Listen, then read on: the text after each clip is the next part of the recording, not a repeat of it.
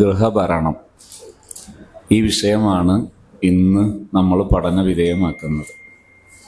മുസ്ലിം സ്ത്രീകൾ എന്ന നിലയിൽ നമുക്കത് വ്യക്തിഗത നിർബന്ധമാണ്, ഫർള് ഐനാണ് എന്നാണ് നമ്മൾ മനസ്സിലാക്കുന്നത്. ഇസ്ലാമിക വിശ്വാസപ്രകാരം നമ്മുടെ വിശ്വാസത്തിൻ്റെ അടിസ്ഥാനത്തിൽ നമുക്ക് രൂപപ്പെടേണ്ട കാഴ്ചപ്പാടാണ് നമ്മുടെ സമൂഹത്തിൽ സ്ത്രീകൾ, മുസ്ലിം സമൂഹത്തിലെ സ്ത്രീകൾ എന്നത് അംഗീകാരമുള്ളവരും ഉത്തരവാദിത്വമുള്ളവരും ജീവിതത്തിൽ കൃത്യമായി ഇടമുള്ളവരുമാണ് നാം. പുരുഷന്മാർക്ക് പുരുഷന്മാരുടെ നേച്ചർ അനുസരിച്ച്, അവരുടെ പ്രകൃതം അനുസരിച്ചുള്ള ഉത്തരവാദിത്വങ്ങൾ പുരുഷന്മാരും, സ്ത്രീകളുടെ നേച്ചർ അനുസരിച്ചുള്ള ഉത്തരവാദിത്വങ്ങൾ സ്ത്രീകളും ഏറ്റെടുക്കുകയും അത് സന്തോഷപൂർവ്വം മുന്നോട്ട് കൊണ്ടുപോകാൻ കഴിയുക എന്നതുമാണ് നമ്മുടെ ഈ വിശ്വാസത്തിന്റെ അടിസ്ഥാനത്തിൽ നാം രൂപപ്പെടുത്തുന്ന, അല്ലെങ്കിൽ നമുക്ക് രൂപപ്പെടേണ്ട കാഴ്ചപ്പാട് അങ്ങനെയാണ്.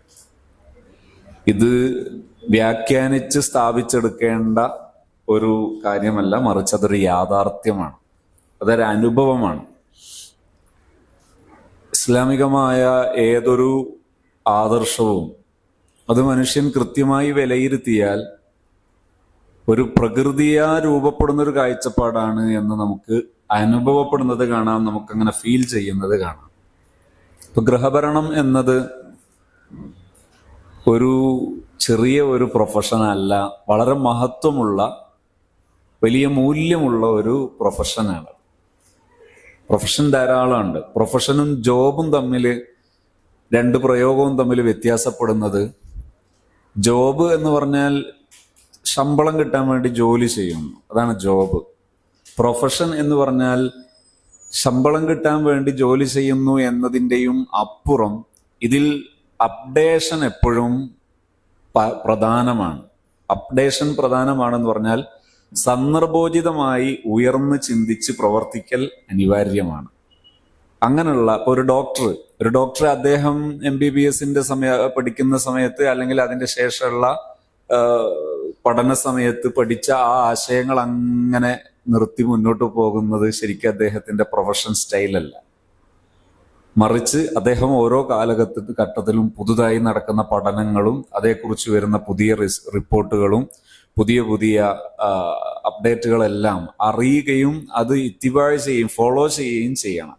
ഇതുപോലെ അങ്ങനെയുള്ളൊരു പ്രൊഫഷനാണ് ശരിക്കും ഒരു ഗൃഹഭരണം എന്നത്. മറ്റൊന്ന്, മറ്റ് പല തൊഴിലുകളെയും വിലയിരുത്തുമ്പോൾ, ഇപ്പോൾ ഡോക്ടറാവുക, എഞ്ചിനീയർ ആവുക, വക്കീലാവുക, അക്കൗണ്ടന്റ് ആവുക, ഇങ്ങനെ തുടങ്ങി പലതരത്തിലുള്ള ഉദ്യോഗങ്ങളെ നാം വിലയിരുത്തുമ്പോൾ അതിൻ്റെയൊക്കെ താഴെയാണ്, എന്നിട്ട് തൽക്കാലം നമ്മളിങ്ങനെ ഭംഗിയാക്കാൻ വേണ്ടി മേലെയാണ് എന്ന് പറയുകയാണ് എന്ന് ചിലപ്പോഴൊക്കെ തോന്നാറുണ്ട്. ഈ തോന്നൽ ഇല്ലാതിരിക്കാൻ ഞാൻ ഇനി പറയുന്ന ഒരു 5-10 മിനിറ്റിന്റെ താഴെയുള്ള സമയം ഒന്ന് ശ്രദ്ധിച്ചാൽ മതി, എന്നാൽ എല്ലാവർക്കും ഇത് മനസ്സിലാകും. വെൻ ബ്രീത്ത് ബിക്കംസ് എയർ എന്ന് പറയുന്ന ഒരു പുസ്തകം ലോകത്ത് മില്യൺ കണക്കിന് വിറ്റഴിക്കപ്പെട്ട പുസ്തകമാണ്. ഇന്ത്യൻസ് ആയ 2 ദമ്പതികൾ, അഥവാ ന്യൂറോളജിസ്റ്റുകളായ 2 ലോകത്തറിയപ്പെട്ട ഡോക്ടേഴ്സ്, ലോകതലത്തിൽ അറിയപ്പെട്ട ഡോക്ടേഴ്സ്, അവരുടേതാണ് ആ പുസ്തകം. ആ പുസ്തകത്തിന്റെ രത്ന ചുരുക്കം എന്ന് പറയുന്നത്, ലോകം മുഴുവനും കറങ്ങി നടന്ന് പ്രശസ്തരായി നടന്ന 2 പേരാണ് ഇവർ. അവരിൽ ഈ ഭർത്താവിന്, അദ്ദേഹത്തിന്റെ പേര്, ഈ പുസ്തകം സെർച്ച് ചെയ്താൽ നിങ്ങൾക്കത് കാണാം, ഞാൻ പെട്ടെന്ന് എൻ്റെ നാവിൽ വരുന്നില്ല, ഇൻഷാ അല്ലാഹ് ഞാനത് പറയാം. അദ്ദേഹം എഴുതിയ പുസ്തകത്തിൽ അദ്ദേഹം ഈ വിഷയങ്ങളൊക്കെ വിവരിക്കുന്നുണ്ട്. അദ്ദേഹം പറയുന്നത്, ഈ ഒരുപാട് രോഗികൾക്ക് ചികിത്സ നൽകിക്കൊണ്ടിരിക്കുന്നതിനിടയിൽ അദ്ദേഹത്തിന് രോഗം വന്നു. അദ്ദേഹത്തിന്റെ ലങ്സിന് ക്യാൻസർ വന്നു. ആ ക്യാൻസറിന് ട്രീറ്റ്മെന്റ് നടന്നുകൊണ്ടിരിക്കുകയാണ്. അതുവരെയുള്ള മാനസികാവസ്ഥയൊക്കെ മാറി അദ്ദേഹം പുതിയൊരു ലോകത്തെക്കുറിച്ച് അറിയുകയാണ്. ഒരു രോഗിയെ ഡോക്ടറായി മാത്രം, ഒരുപാട് രോഗികളുടെ പലപ്പോഴും ജീവിതാന്ത്യം നേർക്കാഴ്ച കണ്ട മനുഷ്യനാണ് അദ്ദേഹം. അതേപോലൊരു രോഗിയായി മറ്റൊരു ഡോക്ടറുടെ ട്രീറ്റ്മെന്റിൽ വിധേയമാകുന്ന ഒരു അവസ്ഥ വരുമ്പോഴുള്ള ഒരു വ്യാഖ്യാനിക്കാൻ കഴിയാത്തൊരു ജീവിതാവസ്ഥയുണ്ട്. ഇത് നടന്നുകൊണ്ടിരിക്കുമ്പോഴാണ് അദ്ദേഹം ചിന്തിക്കുന്നത്, ഞാൻ എന്തിനാണ് ഡോക്ടറായത്, ഞാൻ എന്തിനാണ് ഡോക്ടറായത്. അങ്ങനെ ഒരുപാട് ചിന്തയും ഒരുപാട് സംവാദങ്ങൾ എന്ന് പറഞ്ഞാൽ ഒരുപാട് ആശയ വിനിമയങ്ങളും ഈ ഭാര്യയും ഭർത്താവും തമ്മിൽ നടക്കുന്നു. അങ്ങനെ അവർ തീരുമാനിക്കുന്നു, നമുക്കൊരു കുഞ്ഞു വേണം. അങ്ങനെ കുഞ്ഞാകുന്നു. എന്ന് പറഞ്ഞാൽ രോഗിയായതിനു ശേഷം മരണം എണ്ണപ്പെട്ട ദിനങ്ങൾക്കപ്പുറത്ത് മരണം കാത്തു നിൽക്കുന്നു എന്ന് മനസ്സിലാകുന്ന ഒരു ജീവിത സന്ദർഭം. അത്തരമൊരു സന്ദർഭത്തിൽ ഇവർ രണ്ടുപേരും കുഞ്ഞു വേണമെന്ന് തീരുമാനിക്കുന്നു. അങ്ങനെ കുഞ്ഞുണ്ടാകുകയും ചെയ്യുന്നു. ഭാര്യ ഗർഭിണിയായി കുഞ്ഞുണ്ടായി. കുഞ്ഞിന്റെ കൂടെ ജീവിക്കുന്ന നിമിഷങ്ങൾ, ഈ നിമിഷങ്ങളെയെല്ലാം കൂടി വർണ്ണിച്ചുകൊണ്ട് അദ്ദേഹം സമർത്ഥിക്കുന്ന ഒരു ആശയമുണ്ട്. സത്യത്തിൽ ഞാൻ ഇതിനു വേണ്ടിയായിരുന്നു ഡോക്ടർ ആകേണ്ടിയിരുന്നത്. അഥവാ എനിക്കൊരു ജീവിതം വേണം, ഈ ജീവിതത്തിന് വേണ്ടിയുള്ളതായിരുന്നു എൻ്റെ ഈ ഉദ്യോഗം ആകേണ്ടിയിരുന്നത്. അത് ഞാൻ ഇപ്പോഴാണ് അറിയുന്നത് എന്നവർ സമർത്ഥിക്കുന്നൊരു ഘട്ടമുണ്ട്.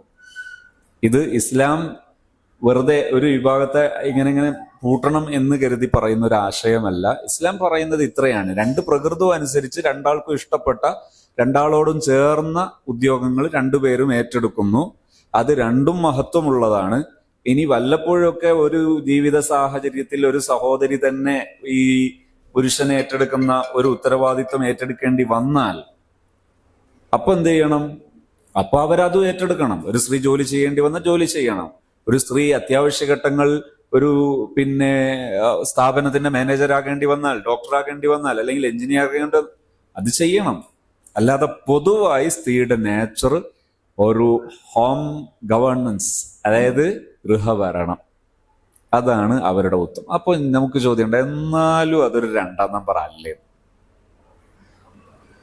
എന്നാലും അതൊരു 2ാം നമ്പർ അല്ലേ? ഞാൻ ഇങ്ങനെ പറയാൻ കാരണം അറിഞ്ഞ് ചെയ്യണമല്ലോ. ഞാനും എൻ്റെ ഒരു സുഹൃത്തും കൂടി ഒരിക്കൽ സിറാജുൽ ഹുദ പഠിക്കുന്ന സമയത്ത് ഒരു പ്രോഗ്രാമിന് പോയി. അങ്ങനെ പ്രോഗ്രാമിന് പോയിട്ട് ഞങ്ങൾ രണ്ടാളും ഇങ്ങനെ തിരിച്ചു വരുമ്പോൾ ഇവൻ പറഞ്ഞു, ആട്ടിറച്ചി ഭയങ്കര സൂപ്പറായിരുന്നു. അപ്പൊ ഞാൻ ചോദിച്ചു, നമ്മൾ കഴിച്ചു പോകുന്നത് ആട്ടിറച്ചിയായിരുന്നു. എന്നാ പിന്നെ എനിക്ക് നേരത്തെ പറയതായിരുന്നു. കാരണം ആട്ടിറച്ചി എന്ന് വിചാരിച്ച് തിന്നുമ്പോഴല്ലേ അതിന്റെ സുഖം കിട്ടുള്ളൂ. തിന്നു കഴിഞ്ഞിട്ട് അതിന്റെ സുഖം തിരിഞ്ഞിട്ട് കാര്യമുണ്ട്. ഇതുപോലെ ഈ സംഗതിയൊക്കെ ചെയ്യുമ്പോൾ തന്നെ അതിന്റെ മഹത്വം മനസ്സിലാക്കി ചെയ്യുമ്പോഴേ അതിന്റെ സുഖം കിട്ടുള്ളൂ. അതുകൊണ്ടാണ് ഞാൻ ഇതിങ്ങനെ തന്നെ പറയുന്നത്. ആട്ടിറച്ചി അല്ലാത്തത് ആട്ടിറച്ചിയാണെന്ന് വിചാരിച്ച് തിന്നാനല്ല ഞാൻ ഇപ്പൊ പറയുന്നത്. അത് ആ യഥാർത്ഥത്തിലുള്ളത് അതാണെന്ന് വിചാരിച്ച് തിന്നാനാണ് ഇപ്പൊ പഠിപ്പിക്കുന്നത്. അവിടെ ഞാൻ പറയുന്നത്, ഒരു ദിവസം ഒരു ടീച്ചർ ഒരു പ്രോഗ്രാമൊക്കെ കഴിഞ്ഞപ്പോൾ എന്നോട് പറഞ്ഞു, എനിക്കൊന്ന് കാണണം. അപ്പൊ ഞാൻ പറഞ്ഞു, ആയിക്കോട്ടെ, ഇവിടെ തന്നെ നിങ്ങൾ സംസാരിച്ചോളൂ. പോരാ, എനിക്ക് കുറച്ച് വിശദമായി സമയം എടുക്കണം. അപ്പൊ ഹാപ്പി സോണിൽ വെച്ച് ആ ടീച്ചർ എൻ്റെ അടുത്ത് നിന്ന് സംസാരിച്ചു. നല്ല കഴിവുറ്റ, ആ സ്ഥാപനത്തിലെ നല്ല പ്രതിഭയായ നേതൃപാഠമൊക്കെ ഉള്ള ടീച്ചറാണ്, ലേഡി ടീച്ചർ. ഈ ടീച്ചർ ഭയങ്കര കരച്ചിൽ അപ്പോയിന്റ്മെന്റിൽ. അപ്പോൾ കുറെ കരഞ്ഞു. ആ കരച്ചിലിന്റെ ഇതൊക്കെ ഒന്ന് അവസാനിച്ചപ്പോൾ, ഇപ്പോഴും കരയുമ്പോൾ പിന്നെ കരയാൻ സമ്മതിക്കണം, അതാണ് അതിന്റെ സൈക്കോളജി. അപ്പൊ കരച്ചിൽ കഴിഞ്ഞപ്പോ അവര് പറഞ്ഞു, എൻ്റെ പ്രശ്നം എൻ്റെ ഒരു മോനാണ്. എനിക്ക് 2 മക്കളാണുള്ളത്. മൂത്തോന് 7 8 വയസ്സായിട്ടുണ്ട്. അവനിപ്പോ ക്ലാസ്, അതായത് ഫസ്റ്റ് സ്റ്റാൻഡേർഡോ സെക്കൻഡ് സ്റ്റാൻഡേർഡോ അങ്ങനെ എത്തിയെന്ന് തോന്നുന്നുണ്ടെന്ന് പറഞ്ഞത്. മൂത്തോൻ നല്ല മോന്, നന്നായി പഠിക്കും, നല്ല സ്വഭാവം, നല്ല അച്ചടക്കം, നല്ല പെരുമാറ്റം, എന്നെ കെയർ ചെയ്യാൻ ഉഷാറ്, എല്ലാം ഉഷാർ. 2ാമത്തോനുണ്ടല്ലോ 3.5 വയസ്സ്. ഇവനാണ് എൻ്റെ ജീവിതത്തിന്റെ എല്ലാ വെളിച്ചവും കിടക്കുന്നത്. എന്താ? എന്നോട് പറഞ്ഞു, ഇവനെ എൻ്റെ മൂത്ത കുട്ടിക്ക് പേടിയാ. ഇവന്റെ 3 വയസ്സിന് മൂത്തതാണ് മൂത്തത്. ഇവന് പേടിയാണ് ഇതിന് 2ാമത്തതിന്. എന്താ? ഇപ്പം ടീച്ചർ പറയാ, ഒരു ദിവസം പറയാ, എനിക്ക് വേഗം എൻ്റെ മുടി വെട്ടിത്തരണം. എന്താന്ന് ചോദിച്ചപ്പോ ഈ ഇളയത് എന്ത് ചെയ്യും? ഈ മുടി പിടിച്ചിട്ടാണ് കുട്ടീനെ, ഈ മൂത്തവനെ കൈകാര്യം ചെയ്യുക. അപ്പൊ പേടിച്ചിട്ട് എന്നെ വേഗം വെട്ടിത്തരണമെന്ന് പറയും. ഇവർ പറഞ്ഞു, ഞാനിപ്പോൾ പൊതുവായിട്ടുള്ള ചടങ്ങ്, കുടുംബ സദസ്സുകളിലോ പബ്ലിക്കിലുള്ള ഇതിലൊന്നും പോകാൻ എനിക്ക് മടിയാണ്. ഒരു വിവാഹത്തിനോ കുടിയിരിക്കലിനോ വീട്ടിൽ കൂടലിനൊന്നും പോകാനൊക്കെ എനിക്ക് മടിയാണ്. എന്താ കാരണം? ഈ കുട്ടീനെയും കൊണ്ട് പോയാൽ ഇവൻ അവിടെ ഉള്ള മറ്റു കുട്ടികളൊക്കെ വേദനിപ്പിക്കും, ആക്രമിക്കും. അങ്ങനെ ആക്രമിച്ചാൽ ചോദിക്കൂ, ഇതിനെ ഉണ്ടാക്കിയത് ഏതാന്ന് ചോദിക്കൂ, ഇതിന്റെ തള്ള ഏതാന്ന് ചോദിക്കും, ഇതിന്റെ ഉമ്മ ഏതാണ്, ഇതിന്റെ അമ്മ ഏതാണെന്ന് ചോദിക്കും. അപ്പൊ ഭയങ്കര നാണക്കേടാണ്. അതുകൊണ്ട് തന്നെ എവിടെയും പോകാൻ എനിക്ക് ഭയങ്കര പ്രയാസാണ് ഇതിനെന്താണ് ഒരു സൊല്യൂഷൻ? ക്ലാസ് എടുത്തു കൊടുക്കാൻ പറ്റുമോ? ടീച്ചർ കുറച്ച് ക്ലാസ് എടുത്തു കൊടുക്കൽ ഇവിടെ നടക്കൂലല്ലോ. അപ്പം എന്താണ് പരിഹാരം? അന്ന് ഞാനിങ്ങനെ നോക്കി എവിടെയാണ് മിസ്റ്റേക്ക്.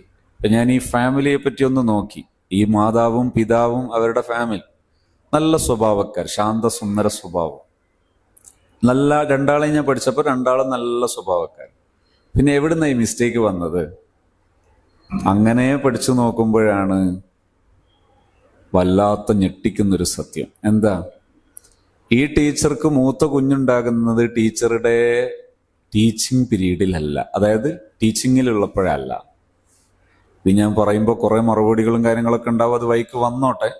ഇപ്പം പറയാനുള്ളത് എല്ലാവർക്കും കേൾക്കാം. ടീച്ചിങ് ഫീൽഡിലുള്ളപ്പോഴല്ല ഈ മൂത്ത കുട്ടി ഉണ്ടായത്. രണ്ടാമത്തെ കുട്ടി ഉണ്ടായത് ടീച്ചർക്ക് തന്നെയാണ്, അതേ ഭർത്താവിനുമാണ്. പക്ഷേ ടീച്ചർക്ക് ഗർഭകാലയളവും അതുപോലെ ഈ കുട്ടി വളർന്നതിന്റെ സിംഹഭാഗം അഥവാ പ്രസവിച്ച കാലയളവും അതിനോട് ചേർന്ന് ഒരു ഉത്സവത്തിലുള്ള കുറഞ്ഞ കാലയളവും ഒഴിച്ചാൽ ബാക്കിയുള്ള സമയമൊക്കെ ടീച്ചർ ടീച്ചിങ്ങിലാണ്. ഞാൻ ഈ ടീച്ചറോട് പറഞ്ഞു, അത് മനസ്സിലാക്കി കൊടുക്കാൻ വേണ്ടി ഒരു A4 എടുത്തിട്ട് ആ ഒന്നാമത്തെ കുട്ടിയുടെ ഓരോ സമയം എഴുതിച്ചു. പ്രഗ്നൻസി ടൈം, പ്രഗ്നൻസി ബിഗിനിങ്, അതായത് ഗർഭകാലയളവ് തുടങ്ങിയത് എപ്പോൾ, അതുപോലെ അതിന്റെ പ്രസവം എപ്പോ, എല്ലാം എഴുതിച്ചു. ആ കാലയളവിലുള്ള ജോബും ഒക്കെ നോക്കി. രണ്ടാമത്തത് ഈ കുറഞ്ഞ സമയം ഒഴികെയുള്ള ബാക്കി എല്ലാ സമയവും ഇയാൾ ടീച്ചിങ്ങിലാണ്. ഞാൻ ടീച്ചറോട് ചോദിച്ചു, നിങ്ങൾക്ക് ഈ വീട്ടിൽ വന്ന് കുട്ടിയുടെ കൂടെ ഇരുന്ന് കുശലം പറയാനോ കളിക്കാനോ സമയം കിട്ടിയിരുന്നോ? അല്ല, ഞാൻ പറഞ്ഞു മോളൊക്കെ ഒഴിവാക്കുക, നിങ്ങൾക്ക് കൃത്യമായി ഉത്തരം പറയാനുണ്ടോ?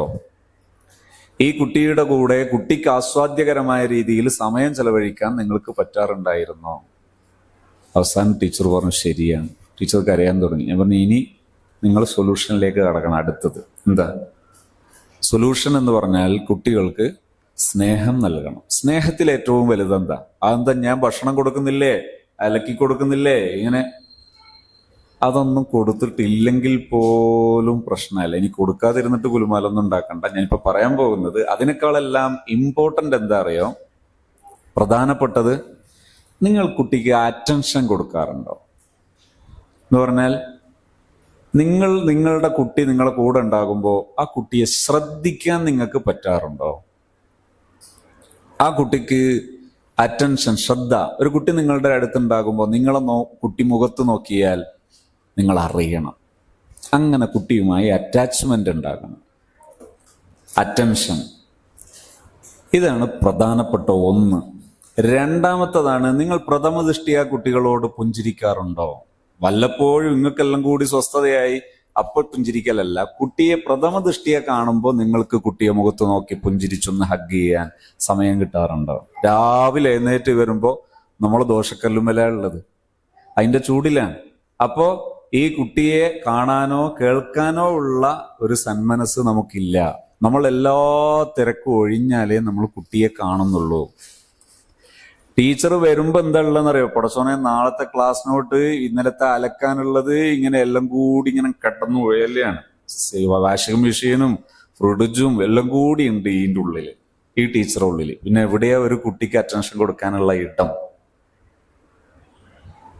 നിങ്ങളൊന്ന് ആലോചിച്ച് നോക്ക്. ഇങ്ങനെയുള്ള കുട്ടി, ഈ കുട്ടി ഇപ്പൊ ഈ ടീച്ചർ കരഞ്ഞു മുഷിയാൻ കാരണം 3.5 വയസ്സായി. ഇത് 35 എങ്ങനെ ഉണ്ടാവുന്ന ആലോചിച്ച് നോക്കുക. ഇന്ന് ഈ ടീച്ചറുടെ മാത്രം അസ്വസ്ഥതയാണ്, അല്ലെങ്കിൽ ആ ടീച്ചർ പോകുന്ന വീട്ടിലെ അസ്വസ്ഥതയാണ്. ഇനി ഇതെങ്ങാനും 35 വയസ്സായാലും എവിടെ എത്തുന്ന ആലോചിച്ച് നോക്കുന്നുണ്ട്. എത്ര നാടുകൾ ഇതാകാൻ, അത് ദുരന്തമാകാൻ അത് കാരണമാകും. അപ്പോ അവിടെയാണ് സെക്കൻഡ്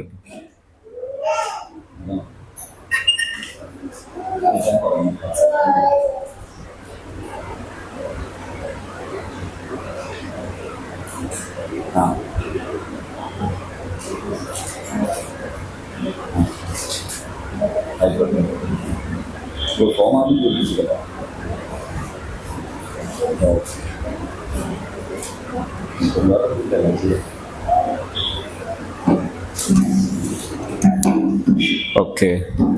അപ്പോ ഇവിടെയാണ് മർമ്മം. ഈ ടീച്ചറോട് ഞാൻ പറഞ്ഞു, നിങ്ങൾ ഇവിടെ നിന്ന് അങ്ങോട്ട് ഇവിടെ തുടങ്ങണം. അപ്പോൾ ടീച്ചറാകുമ്പോൾ ഒരു ഞാൻ ആ ടീച്ചറോട് ചോദിച്ചു, ഇങ്ങനെ സംസാരിച്ചു, നിങ്ങൾ വീട്ടിൽ ജീവിക്കാൻ വകയില്ലാത്തതുകൊണ്ടാണോ ടീച്ചർ? അല്ല, ഒരു സുഖത്തിന്. ഭർത്താവ് ജോലിക്ക് പോകുന്നുണ്ട്, അതുകൊണ്ട് ജീവിച്ചൊക്കെ പോകാൻ പറ്റൊരു സുഖത്തിന്. ഇപ്പൊ കിട്ടിയ സുഖത്തിന്, ആ സുഖത്തിന് പകരം കിട്ടിയ സുഖത്തിന്റെ ഒരു സുഖം തിരിഞ്ഞില്ല നിങ്ങൾക്ക് ഇപ്പൊ?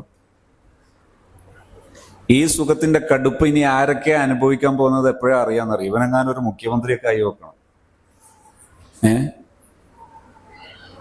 അപ്പോ ഒരു സ്ത്രീ നിർവഹിക്കുന്ന ദൗത്യത്തിന്റെ വലുപ്പം, ഗൃഹഭരണം നിർവഹിക്കുന്ന ദൗത്യത്തിന്റെ വലുപ്പം ഒരു നാട് നിർമ്മിക്കുന്നതിന് തുല്യമായ ഒരു പ്രൊഫഷനാണ് ഗൃഹഭരണം. ഇത് നബി സല്ലല്ലാഹു അലൈഹി വസല്ലം ഞങ്ങൾ ഭംഗിയായി പഠിപ്പിച്ചു. 14 നൂറ്റാണ്ട് മുമ്പ് അടിപൊളി ടീച്ചിങ് ആയിട്ട് നബി സല്ലല്ലാഹു അലൈഹി വസല്ലം ഞങ്ങൾ പഠിപ്പിച്ചു. അതായത് അൻസ്വാരിയത്തുകളായ സ്ത്രീകൾ അവർ കർമ്മോത്സുകരാണ്, വളരെ ഭാഗ്യവതികളാണ്.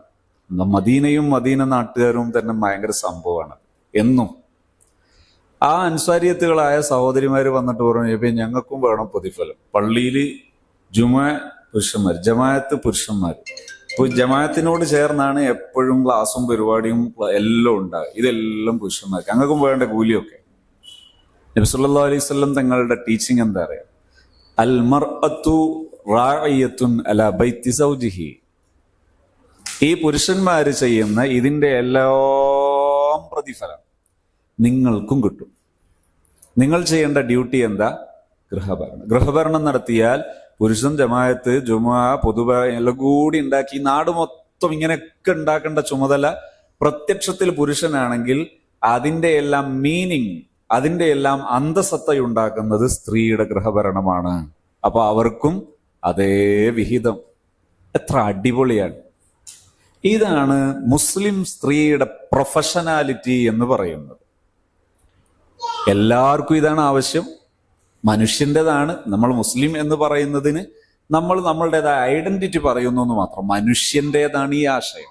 മനുഷ്യരുടെ ആവശ്യമുള്ള ഒരു നല്ല സോഷ്യൽ എഞ്ചിനീയറിംഗ്, ഒരു നല്ലൊരു സമൂഹ സൃഷ്ടിപ്പ്, ആ സമൂഹ സൃഷ്ടിപ്പിന് ആവശ്യമായ ഒരു ആദർശമാണ് ഇപ്പൊ ഈ പറയുന്നത്. അപ്പൊ ഞാൻ ചുരുക്കി പറഞ്ഞാൽ, ആദ്യം പറഞ്ഞതിന്റെ അൽ ഹാസിൽ, ടോട്ടൽ വ്യൂ പോയിന്റ്, ഇന്നമൽ അഅ്മാലു ബിന്നിയാത്ത്.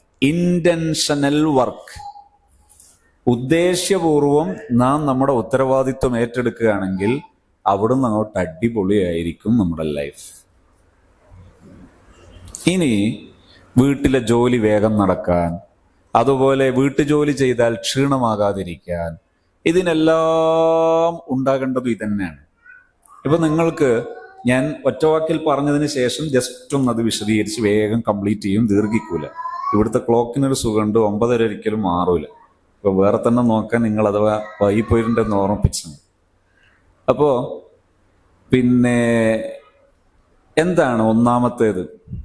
ഞാൻ ചുരുക്കി പറയാം. ഈ പറയുന്ന വാചകം നിങ്ങൾ എവിടെയെങ്കിലുമൊക്കെ ഇങ്ങനെ ഇടക്കിടക്ക് എല്ലാ ദിവസവും ഒരു വട്ടം കേട്ടാൽ നല്ലതാണ്. ഞാൻ ഇപ്പം പറയാൻ പോകുന്നത് എന്താ അറിയോ? നിങ്ങൾ കുട്ടികൾ ക്രിക്കറ്റ് കളിക്കുന്ന കണ്ടിട്ടുണ്ടോ? ഞാൻ കണ്ടിട്ടുണ്ട്. സുബ്ഹാന റബ്ബി, ആ ക്രിക്കറ്റ് കളിക്കുന്ന സമയത്ത് ഇവർ റൺസ് എടുക്കാൻ ഓട്ടുന്ന ഓട്ടങ്ങാനും നേരെ ഓടിയിട്ടുണ്ടെങ്കിൽ തിരുവനന്തപുരത്ത് എത്തിയിട്ടുണ്ട്. അമ്മാതിരി ഓട്ടം ഓടും. എന്നാ ഈ ഓട്ടം തീർത്തോടി വേറത്ത് കുളിച്ച് വശ എന്നാ എന്തെങ്കിലും ഒരു ടെൻഷൻ അവർക്കുണ്ടോ? അതിന്റെ 4/1 നമ്മൾ ഓടിയിട്ടുണ്ടാവില്ല. നമ്മളും ചിലപ്പോഴൊക്കെ പറയും, ഞാനിന്ന് നടത്തെങ്ങാനും നടന്നിട്ടുണ്ടെങ്കിൽ അങ്ങ് കൊച്ചിയിലെത്തിയിട്ടുണ്ടാവുന്നല്ലോ പറയും, എന്നാലും തിരുവനന്തപുരം എത്തൂല. അപ്പോൾ അത്ര കുറയുണ്ട്. പക്ഷെ നമുക്കെന്ത് ക്ഷീണമെന്നറിയാം. നിങ്ങൾക്കല്ല കേട്ടോ, വേറെ ചില നാട്ടിലെ വേറെ ചില സഹോദരിമാർക്കൊക്കെ ജോലി ചെയ്താൽ ഭയങ്കര ക്ഷീണമാണ്.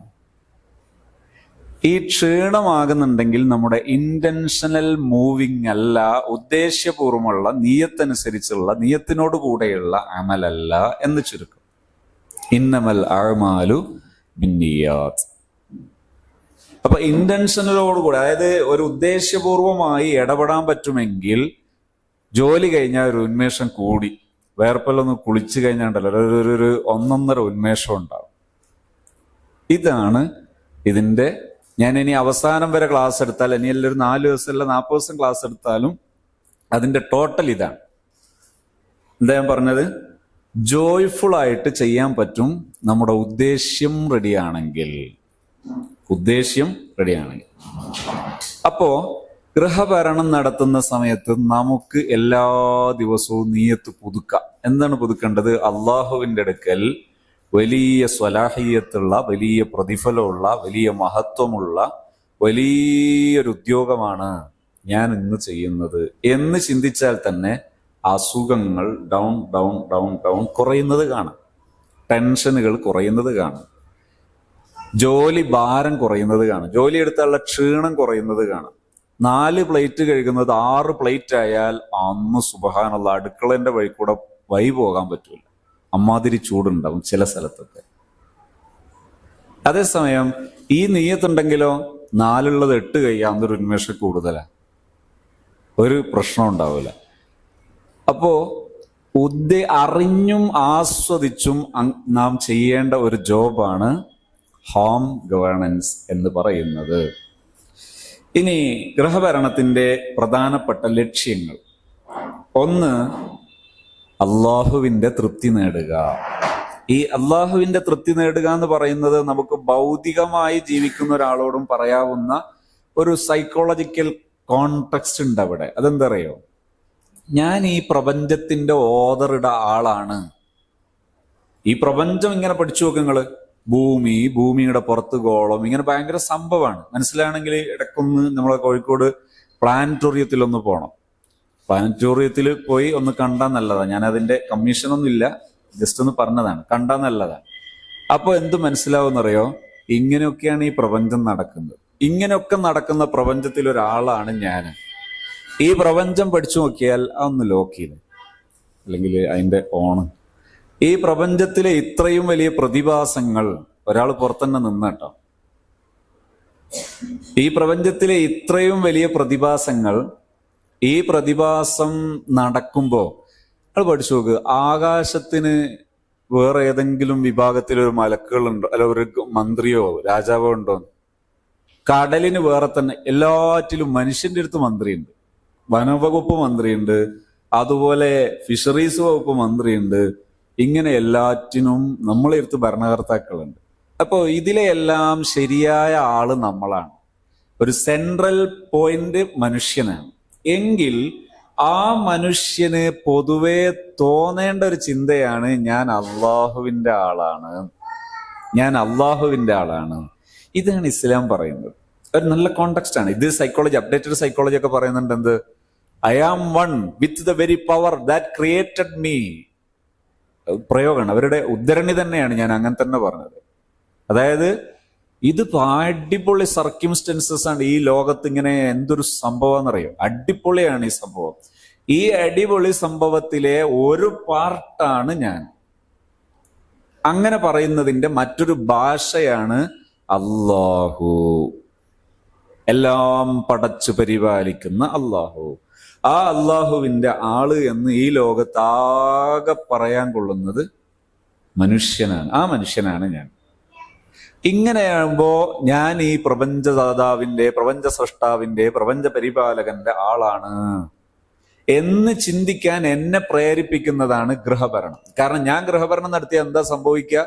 എന്റെ കുട്ടി നന്നായാൽ ഇങ്ങനെ എല്ലാവരും ചെയ്യുമ്പോൾ ഈ നാട് നന്നാവും. ഈ നാട് നന്നാവുമ്പോൾ ലോകം നന്നാവും. കുറെ നാടങ്ങനെ നന്നാവുമ്പോൾ ലോകം നന്നാവും. ഈ ലോകം നന്നാകുക എന്ന് പറഞ്ഞ അള്ളാഹുവിന്റെ ദൗത്യം പൂർണ്ണമാകാൻ ഏറ്റവും സബബാകുന്ന ഒരു റീസണബിൾ ഏരിയയാണ്, അല്ലെങ്കിൽ ഒരു സബബാണ്, കാരണക്കാരിയാണ് ഞാൻ. ഇതാണ് അള്ളാഹുവിന്റെ തൃപ്തി എന്ന് പറയുന്നത്. ഈ പോയിന്റിലാണ് നമ്മളെ ഗൃഹഭരണം സ്റ്റാർട്ട് ചെയ്യേണ്ടത്. ഇനി ശ്രദ്ധിക്കേണ്ട രണ്ടാമത്തെ പോയിന്റ്. ഒന്നാമത്തെ പോയിന്റ് അള്ളാഹുവിന്റെ തൃപ്തി. അതിന് പറയാവുന്ന വാക്കുകൾ ലില്ലാഹി, അള്ളാഹുവിന്റെ പൊരുത്തത്തിന് വേണ്ടി എന്ന് പറഞ്ഞാൽ എനിക്ക് വേണ്ടി എന്നാണ് അതിന്റെ അർത്ഥം, അല്ലേ? അള്ളാഹുവിന്റെ പൊരുത്തം എന്ന് പറഞ്ഞാൽ അള്ളാഹ്ക്ക് എന്തോ കൂടുതൽ കിട്ടുന്നതാണോ? അല്ല.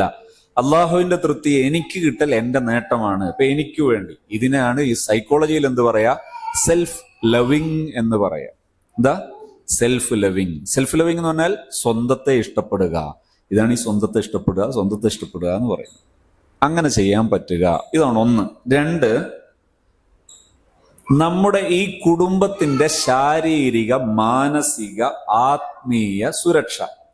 രണ്ടാമത്തത് നമ്മുടെ കുടുംബത്തിന്റെ ശാരീരിക, മാനസിക, ആത്മീയ സുരക്ഷ. സംഭവം തന്നെയാണത്, ചില്ലറ സംഭവം എന്നല്ല ഇത്. ശാരീരിക സുരക്ഷ നമ്മളാണ്, ആത്മീയ സുരക്ഷ നമ്മളാണ്, മാനസിക സുരക്ഷ നമ്മളാണ്. ഇതിന് പടച്ചോനെ ഇനിയിലെല്ലാം കൂടി കുറെ എന്തോ ചെയ്യണോ? നിങ്ങളൊന്നും ചെയ്യാണ്ടിരുന്നാൽ തന്നെ എല്ലാം ഉഷാറാകും. എന്താ ചെയ്യേണ്ടത്? നിങ്ങൾക്കൊരു സ്വസ്ഥത ഉണ്ടായാൽ മതി. നിങ്ങൾ സ്വസ്ഥരായി ഇരിക്കാൻ പറ്റുമെങ്കിൽ തീർച്ചയായും സംഭവ ബഹുലമാകും. നിങ്ങൾ കുറ്റപ്പെടുത്തുകയാണെന്ന് കരുതണ്ട കേട്ടോ. എൻ്റെ ഭാര്യയും കൂടി ഇവിടെ ഇരിക്കുന്നുണ്ട് നിങ്ങളെ കൂടെ. അതായത് നിങ്ങൾ സ്വസ്ഥമായി ഇരിക്കുക എന്ന് പറഞ്ഞാൽ നിങ്ങളെന്തോ ബഹളം വെച്ചിട്ടാണ് കുഴപ്പമുണ്ടാക്കുന്നതെന്ന് ഞാൻ പറയുന്നില്ല. നിങ്ങൾക്ക് അങ്ങനെ തോന്നുന്നുണ്ടെങ്കിൽ നിങ്ങൾ തിരുത്തുകയും വേണം. അഥവാ അങ്ങനെ തോന്നുന്നുണ്ടെങ്കിൽ തിരുത്തുകയും വേണം. ഒരു ദിവസം എൻ്റെ അടുത്ത് ഒരു രക്ഷിതാവ്, ഒരു ഉമ്മ വന്നു ഹാപ്പി സോണിന്റെ ലൈഫ് എൻറിച്ച്മെന്റ് ട്രെയിനിങ്ങിൽ. ഉമ്മാന്റെ പരാതി എന്താ പറയുക? എൻ്റെ മോന് 19 20 വയസ്സായി, ഡിഗ്രി കാലയളവാണ്, ഇപ്പൊ പഠിപ്പിനും പോകുന്നില്ല, ജോലിക്കും പോകുന്നില്ല, വീട്ടിലിങ്ങനെ ഇരിക്കും, ഫോൺ ഉപയോഗിക്കും, രാത്രി 11 മണിയാകുമ്പോൾ കൂട്ടുകാരുടെ കൂടെ അങ്ങ് ഇറങ്ങിപ്പോകും. ഇപ്പൊ എനിക്ക് പേടിയാണ്, എപ്പോഴും വീട്ടിൽ പ്രശ്നമാണ്, ഒരുപാട് തവണയായി. ചില സമയത്ത് പറയും ഇന്ന് മന്തി വെക്കണോന്ന് പറയും. അഥവാ മന്തിന്റെ വിധിയില്ല എന്നാണ് പറഞ്ഞിട്ടുണ്ടെങ്കിൽ ഫ്രിഡ്ജ് തുറന്ന് എല്ലാ സാധനവും വലിച്ചിടും. പിന്നെ അത് എടുത്തു വെക്കാൻ തന്നെ 2 ദിവസം വേണ്ടി വരും, കാരണം നമ്മളെ ഫ്രിഡ്ജൊക്കെ അങ്ങനെ ആയിരിക്കുമല്ലോ.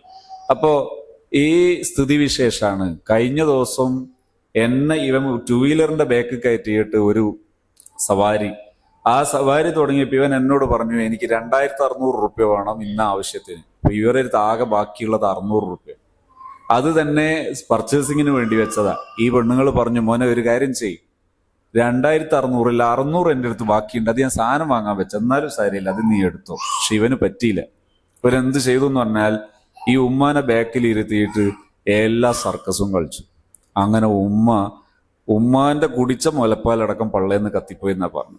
അമ്മാതിരി ബേജാറും വിഷമവുമായി വെപ്രാളപ്പെട്ടു. ഈ ഉമ്മ എന്നോട് പറഞ്ഞു ഇനിയൊന്നും ചെയ്യാനൊന്നും ബാക്കിയില്ല. ഇവനെ അടുത്ത കാലത്ത് ഇവന്റെ രക്ഷിതാക്കളെല്ലാരും കൂടെ കൂട്ടി കോഴിക്കോട് അറിയപ്പെട്ട ഹോസ്പിറ്റലിൽ ഇഖറയിൽ കാണിക്കാൻ കൊണ്ടുപോയി. അവിടുത്തെ സൈക്യാട്രിസ്റ്റിന് കാണിച്ചപ്പോൾ ഇവൻ അവിടുന്ന് വയലന്റായി. ഡോറും ഇതൊക്കെ അടിച്ചു പൊളിച്ചപ്പോൾ അവർ പിടിച്ച് ചങ്ങലക്കിട്ട് അവർ സഡേഷൻ കൊടുത്തു. ഇങ്ങനെയൊക്കെ ഉണ്ടായതാണ്. എന്താ ചെയ്യേണ്ടത്? ഞാൻ ഫുർഷനൊക്കെ ഓരോന്ന് കേട്ടു. എല്ലാം കേട്ടതിന് ശേഷം ഞാൻ അവരോട് പറഞ്ഞൊരു കാര്യം ചെയ്യാം. 16 സെഷനാണ് സാധാരണ ലെറ്റിൻ്റെത്. നിങ്ങൾ ഈ ലെറ്റിൽ പൂർണ്ണമായിട്ട് വരിക. ഇപ്പൊ ഒരാഴ്ച ചെയ്യേണ്ടത് എപ്പോഴൊക്കെയാണ് പ്രശ്നം ഉണ്ടാകുന്നത് ഓരോന്നും ഞാൻ ഇങ്ങനെ ചോദിച്ചു. എപ്പോഴാണ് പ്രശ്നം ഉണ്ടായത്, ഓരോന്നും ചോദിച്ചു. ഞാൻ പറഞ്ഞു ഈ ഒരാഴ്ച നിങ്ങൾ ഇവനോട് ഒരു അക്ഷരം മിണ്ടരുത്. ആയിക്കോട്ടെ. അപ്പൊ ഞാൻ പിന്നെയും പറഞ്ഞു ഒരക്ഷരം ആയിക്കോട്ടെ എന്ന് പറഞ്ഞു. മൂന്നാമത് ഞാൻ പറഞ്ഞു എന്ത്, ഒരക്ഷരവും മിണ്ടാതിരിക്കാൻ പറ്റും. അപ്പൊ എന്നോട് ചോദിച്ചു ഭക്ഷണം കഴിക്കാൻ പറയണ്ടേന്ന്. അപ്പൊ ഞാൻ പറഞ്ഞു 19 20 വയസ്സായ മോന് ഭക്ഷണം കഴിക്കാൻ പറയണോ? അപ്പൊ എനിക്ക് വിശക്കൂലേ? മോന് വിശക്കൂലേന്ന് ചോദിക്കുന്ന 20 വയസ്സായ മോന് വിശക്കൂലേന്ന് ചോദിക്കുന്ന ഉമ്മാക്കാണ് പ്രശ്നം, കുട്ടിക്കല്ല. അപ്പൊ ഞാൻ പറഞ്ഞു അവന് വിശന്നാലോ വന്ന അപ്പൊ ഉണ്ടാക്കാൻ പറ്റുമെന്ന് ചോദിച്ചാൽ ഉണ്ടാക്കിക്കോ, ഭക്ഷണം ഉണ്ടാക്കിക്കോ, എന്ത് ചെയ്യണ്ട, കഴിക്കാൻ വേണ്ടി പിന്നാലെ പോകണ്ട. എന്താ അറിയോ, നമ്മള് ഈ ചിലര് നാവുകൊണ്ടാ ചിന്തിക്കുക. അങ്ങനെ ഒരു പ്രശ്നമുണ്ട്, നാവുകൊണ്ട് ചിന്തിക്കുന്ന ഒരു പ്രശ്നമുണ്ട്. അതായത് ഭക്ഷണം ആയി തീർന്നിട്ടില്ല, ഭക്ഷണം ആകുന്നതിന്റെ മുമ്പ് നമ്മൾ എന്തു പറയും, ആയിട്ടുണ്ടേ വന്നോന്ന് പറയും. വന്നിരുന്ന് നോക്കിയാൽ ചിലപ്പോൾ ആയിട്ടുണ്ടാവില്ല. ഈ ഒരു പ്രശ്നമുണ്ട് നമുക്ക്. ഇവിടെയാണ് നമ്മൾ പ്രശ്നങ്ങളെല്ലാം തുടങ്ങുന്നത്. പലപ്പോഴും നമ്മൾ സംസാരിക്കുന്നത് ചിന്തയുടെ പുറത്തല്ല, സംസാരത്തിന്റെ പുറത്താണ് ചിന്തിക്കുന്നത്. അപ്പൊ ഞാൻ ഇവരോട് പറഞ്ഞു നിങ്ങൾ ഈ ഒരാഴ്ച ഒന്നും ഉണ്ടണ്ട, ഭക്ഷണം ഉണ്ടാക്കിക്കോ, കൊണ്ടാച്ചു, അതിനാവശ്യമുള്ളപ്പോൾ അവൻ കഴിക്കുക, നിങ്ങൾ മിണ്ടരുത്. അങ്ങനെ ചോദിച്ചപ്പോൾ എത്ര ദിവസം വേണ്ടി വരുമെന്ന് ആദ്യം പിന്നെ പറയാ, ഇപ്പൊ ഇത് തുടരുക. അങ്ങനെ ഒരാഴ്ച കഴിഞ്ഞ് വന്നു. ഞാൻ ചോദിച്ചു ഈ ആഴ്ച പ്രശ്നം ഉണ്ടായി? ഈ ആഴ്ച ഒരു പ്രശ്നമില്ല. രണ്ടാമത്തെ ആഴ്ച ഇതുപോലെ, ഇനിയൊരാഴ്ച, ഈ ഒരാഴ്ച ഇങ്ങനെ തന്നെ എന്ന് പറഞ്ഞു. അങ്ങനെ രണ്ടാമത്തെ ആഴ്ചയും കഴിഞ്ഞപ്പോഴും പ്രശ്നമൊന്നുമില്ല. മൂന്നാമത്തെ ആഴ്ച പറഞ്ഞു ഈ ഒരാഴ്ച ഒരു പ്രശ്നം ഉണ്ടായി. ഞാൻ ചോദിച്ചു എന്തേ? അത് വീട്ടിൽ ഇവന്റെ കാർന്നോർ വന്നിരുന്നു. ഞങ്ങളെ ആ കോഴിക്കോട് ഭാഗത്തൊക്കെ കാർന്നോർ എന്ന് പറഞ്ഞാൽ അമ്മാവൻ വന്നിരുന്നു. ഇവിടെ കാർന്നോർ എന്ന് പറഞ്ഞാൽ ജ്യേഷ്ഠൻ അല്ലെ. അപ്പൊ അമ്മാവൻ വന്നിരുന്നു. അമ്മാവൻ വന്നു പോയപ്പോ പ്രശ്നമായി. എന്താ പ്രശ്നം? അമ്മാവൻ പറഞ്ഞു, ഇതെന്താടെ ഇങ്ങനെ ഇരുന്നാ മതിയോ, ഇത് എത്ര ആയിട്ടുണ്ട് എന്നറിയാം, ഒന്ന് ചുമര് വരച്ചു, ഇത്ര നീളമുണ്ടെന്ന്. ഇതെല്ലാം കൂടി പറഞ്ഞു പോയപ്പോ അന്ന് തുടങ്ങി പ്രശ്നം. അപ്പൊ ഇവിടുന്ന് പ്രശ്നം ഉണ്ടായത്, കുറ്റപ്പെടുത്തിയാൽ ആർക്കും പ്രശ്നം ഉണ്ടാവും, ഈ ഉമ്മാക്കും പ്രശ്നം ഉണ്ടാവും. ഉമ്മാനെ കുറ്റം പറഞ്ഞു നോക്കണം തിരിയണമെങ്കിൽ. അപ്പൊ മനസ്സിലാവും. അപ്പോ അതിവനും ഉണ്ടായതാണ്. ഇതിൽ ഞാൻ പറയുന്നത് പലപ്പോഴും ഡീലിംഗ് അത് വളരെ പ്രധാനമാണ്. ഇൻഷാ അല്ലാഹ് ശേഷം ഒരു വിഷയമായിട്ട് നമുക്കത് ആവശ്യമുള്ളയിടത്ത് സംസാരിക്കാം. പറഞ്ഞു വരുന്ന വിഷയം, നമ്മൾ ഏറ്റവും കൂടുതൽ നമ്മുടെ ശ്രദ്ധയിൽ വരേണ്ട ഒരു ഭാഗം നമ്മുടെ ഒരു ഫാമിലിയുടെ ശാരീരിക, മാനസിക, ആത്മീയ സുരക്ഷ നമ്മുടെ കൈകളിലാണ്. അതെങ്ങനെ? പലപ്പോഴും നമ്മളൊന്ന് ശാന്തമായാൽ മതി, കഠിനാധ്വാനം ഒന്നും ചെയ്യണ്ട, വളരെ സ്മാർട്ടായിട്ട് ചെയ്യാൻ പറ്റും. ഈ സ്മാർട്ടായിട്ട് ചെയ്യാൻ പറ്റും എന്ന് പറയുമ്പോൾ ഈ ഇരിക്കുന്ന നിങ്ങൾക്ക് പലപ്പോഴും ഒരുപാട് ചോദ്യങ്ങൾ ഉണ്ടാവും. അത് പറയുന്നതും ശരിയല്ല, ഞാൻ ഈ പറയുന്നതൊക്കെ ചെയ്തു നോക്കിയതാണ്. അതിന്റെ പരിഹാരം ട്രെയിനിങ് ആണ്. ട്രെയിനിങ് എന്താണ്? നിങ്ങൾ ഓരോ ആഴ്ചയിലും നിങ്ങളുടെ ലൈഫിലുള്ള വിഷയം ഷെയർ ചെയ്യുക, എന്നിട്ട് നിർദ്ദേശങ്ങൾ കേട്ടു നോക്കുക, പ്രാക്ടീസ് ചെയ്തു നോക്കുക. അങ്ങനെ മുന്നോട്ട് പോകുന്നതിനാണ് ട്രെയിനിങ് എന്ന് പറയുക. ആ ട്രെയിനിങ് നിങ്ങൾ ചെയ്യാൻ സന്നദ്ധമാണോ, അത് നിങ്ങൾക്ക് അവിടെ ബോധ്യപ്പെടും. അതിന് ഈ ഇരിക്കുന്നവരിൽ തന്നെ ധാരാളം തെളിവ് ഉള്ളവരുണ്ട്, അനുഭവപ്പെട്ടവരുണ്ട്. അതാണ് ട്രെയിനിങ്, പരിശീലനം എന്ന് പറയുന്നത്. അപ്പോ ശാരീരിക, മാനസിക, ഒരു ഫാമിലിയുടെയാണ്, നമ്മളെ മാത്രമല്ല, ഒരു ഫാമിലിയുടെ ശാരീരിക, മാനസിക, ആത്മീയ സുരക്ഷ നമ്മുടെ കൈകളിലാണ്. എന്താ ചെയ്യേണ്ടത്? നമ്മളിൽ ശാന്തി ഉണ്ടാവുക, നമ്മളിൽ ശാന്തി ഉണ്ടാവുക. ഇതാണ് അതിനു വേണ്ടി ചെയ്യേണ്ടത്. എങ്ങനെയെന്നുള്ളതൊക്കെ ഇൻഷാ അല്ലാഹ് ഞാനത് അതിന്റെ ഒരു ആവശ്യമായ ഒരു അളവിൽ പറഞ്ഞ് ഒരു കുറഞ്ഞ സമയം കൊണ്ട് ഞാനത് അവസാനിപ്പിക്കും. ഇന്ന് 1 മണി മുതൽ ഇവിടെ തന്നെ നമുക്ക് മുദരിസുമാരുടെ മറ്റൊരു ട്രെയിനിങ് നടക്കാനുള്ളത് കൊണ്ട് ഇവിടെ അല്ല, മലപ്പുറത്ത് തൊട്ടടുത്തൊരു ബിൽഡിങ്ങിൽ തന്നെ നമുക്ക് മറ്റൊരു സെഷൻ നടക്കാനുള്ളത് കൊണ്ട് നീളമൊന്നുമില്ല, നിങ്ങൾക്ക് കറക്റ്റ് സമയത്ത് പിരിയും. മൂന്നാമത് ഉള്ള കാര്യം, ശാന്തതയും സ്നേഹവും നിറഞ്ഞു നിൽക്കുന്ന കുടുംബ അന്തരീക്ഷം. ശാന്തതയും സ്നേഹവും, സ്നേഹം എന്ന് പറഞ്ഞാൽ നമുക്ക് ബാക്കിയുള്ളവരോട് മാത്രമല്ല, എല്ലാവർക്കും പരസ്പരം സ്നേഹമുള്ള ശാന്തതയുള്ള അവസരം. നാലാമത്തത് സന്തുലിതമായ സാമ്പത്തികം.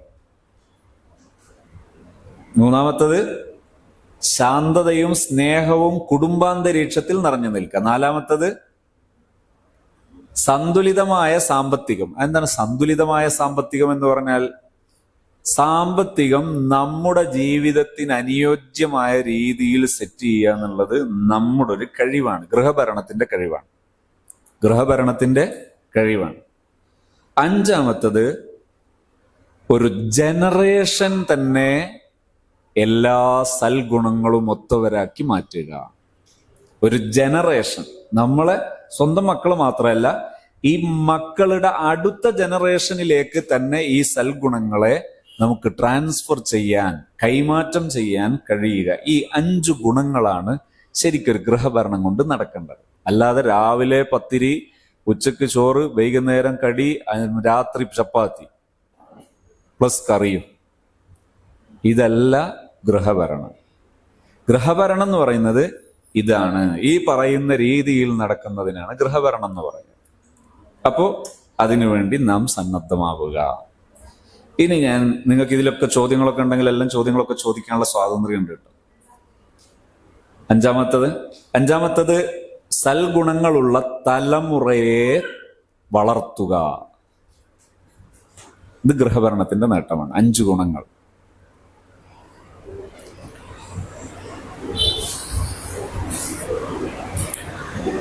പരിശുദ്ധ ഖുർആനിന്റെ സമീപന രീതി, യാ അയ്യുഹല്ലദീന ആമനു ഖൂ അൻഫുസകും വഅഹ്ലീകും നാറൻ വഖൂദുഹൻ നാസു വൽ ഹിജാറത്തു അലൈഹാ മലായികത്തുൻ ഗിലാദുൻ ശിദാദ് ലാ യഅസൂനല്ലാഹ മാ അമറഹും വയഫ്അലൂന മാ യുഅ്മറൂൻ.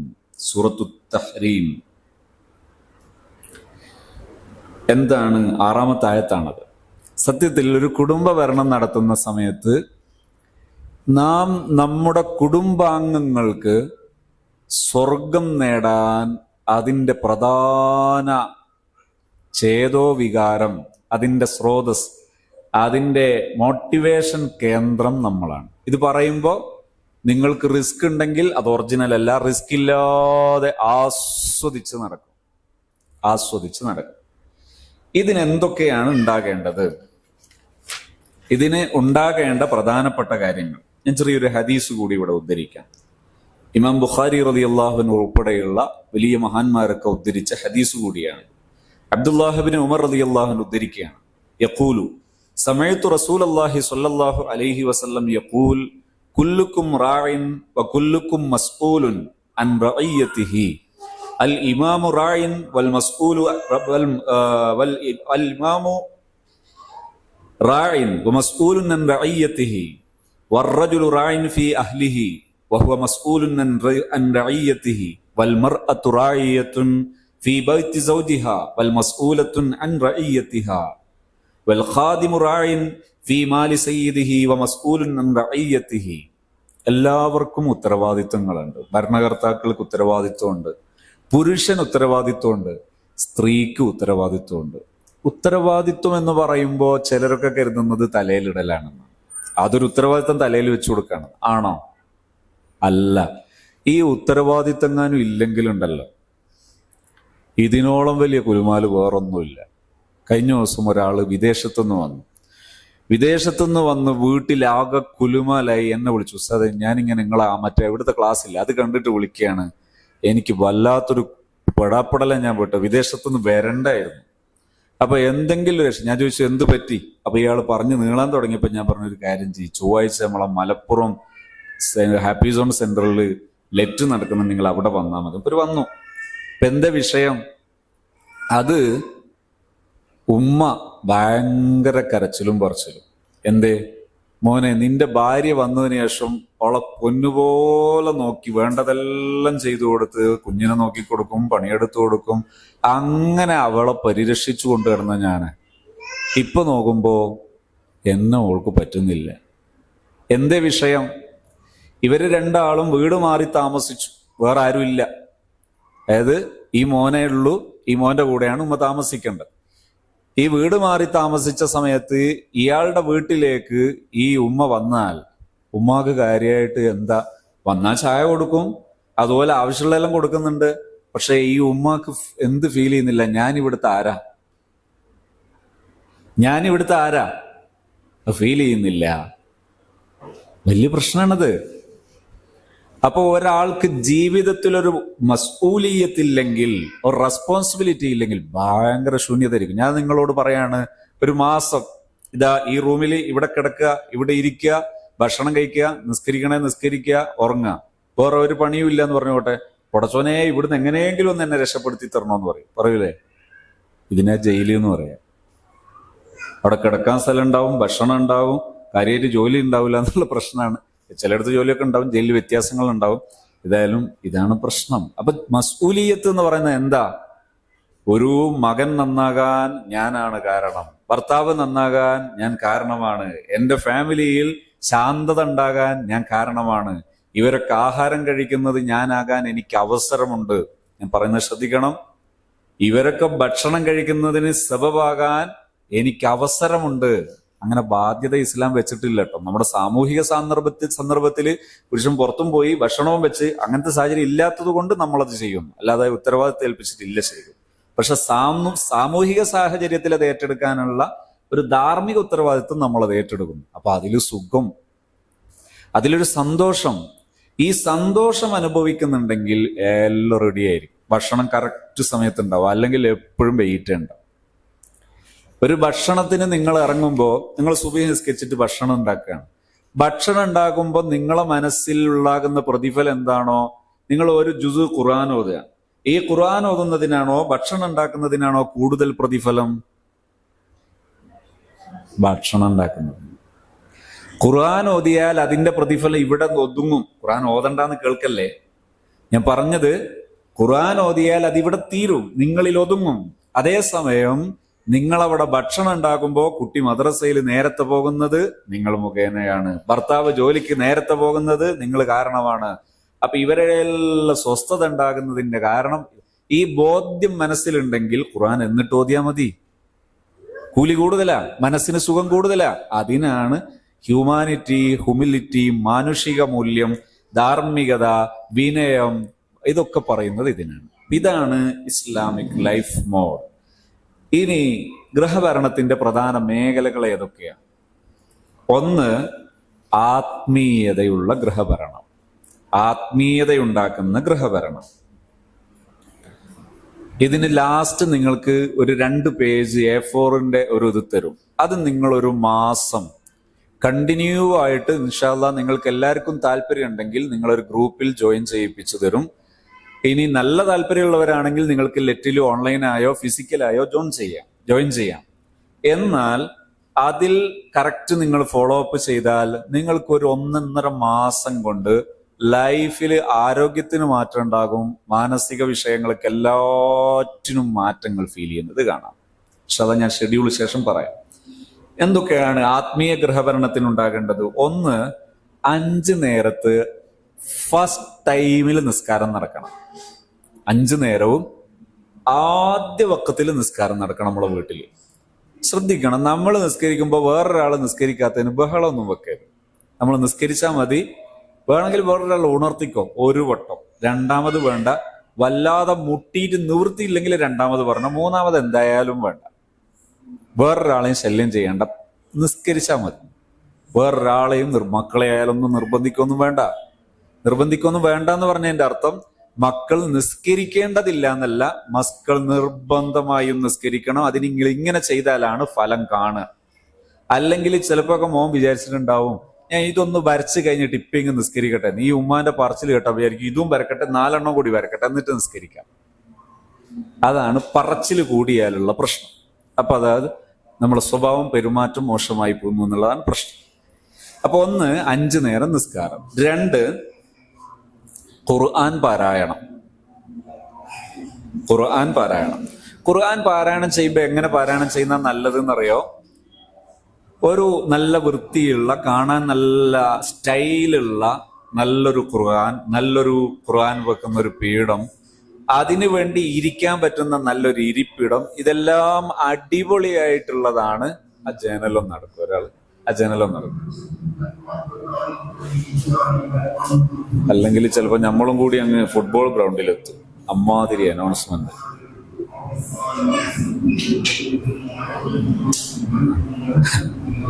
ഇത് പൂട്ടുന്നോണ്ട് തുറന്നതാണോ അത്? അവസ്ഥ.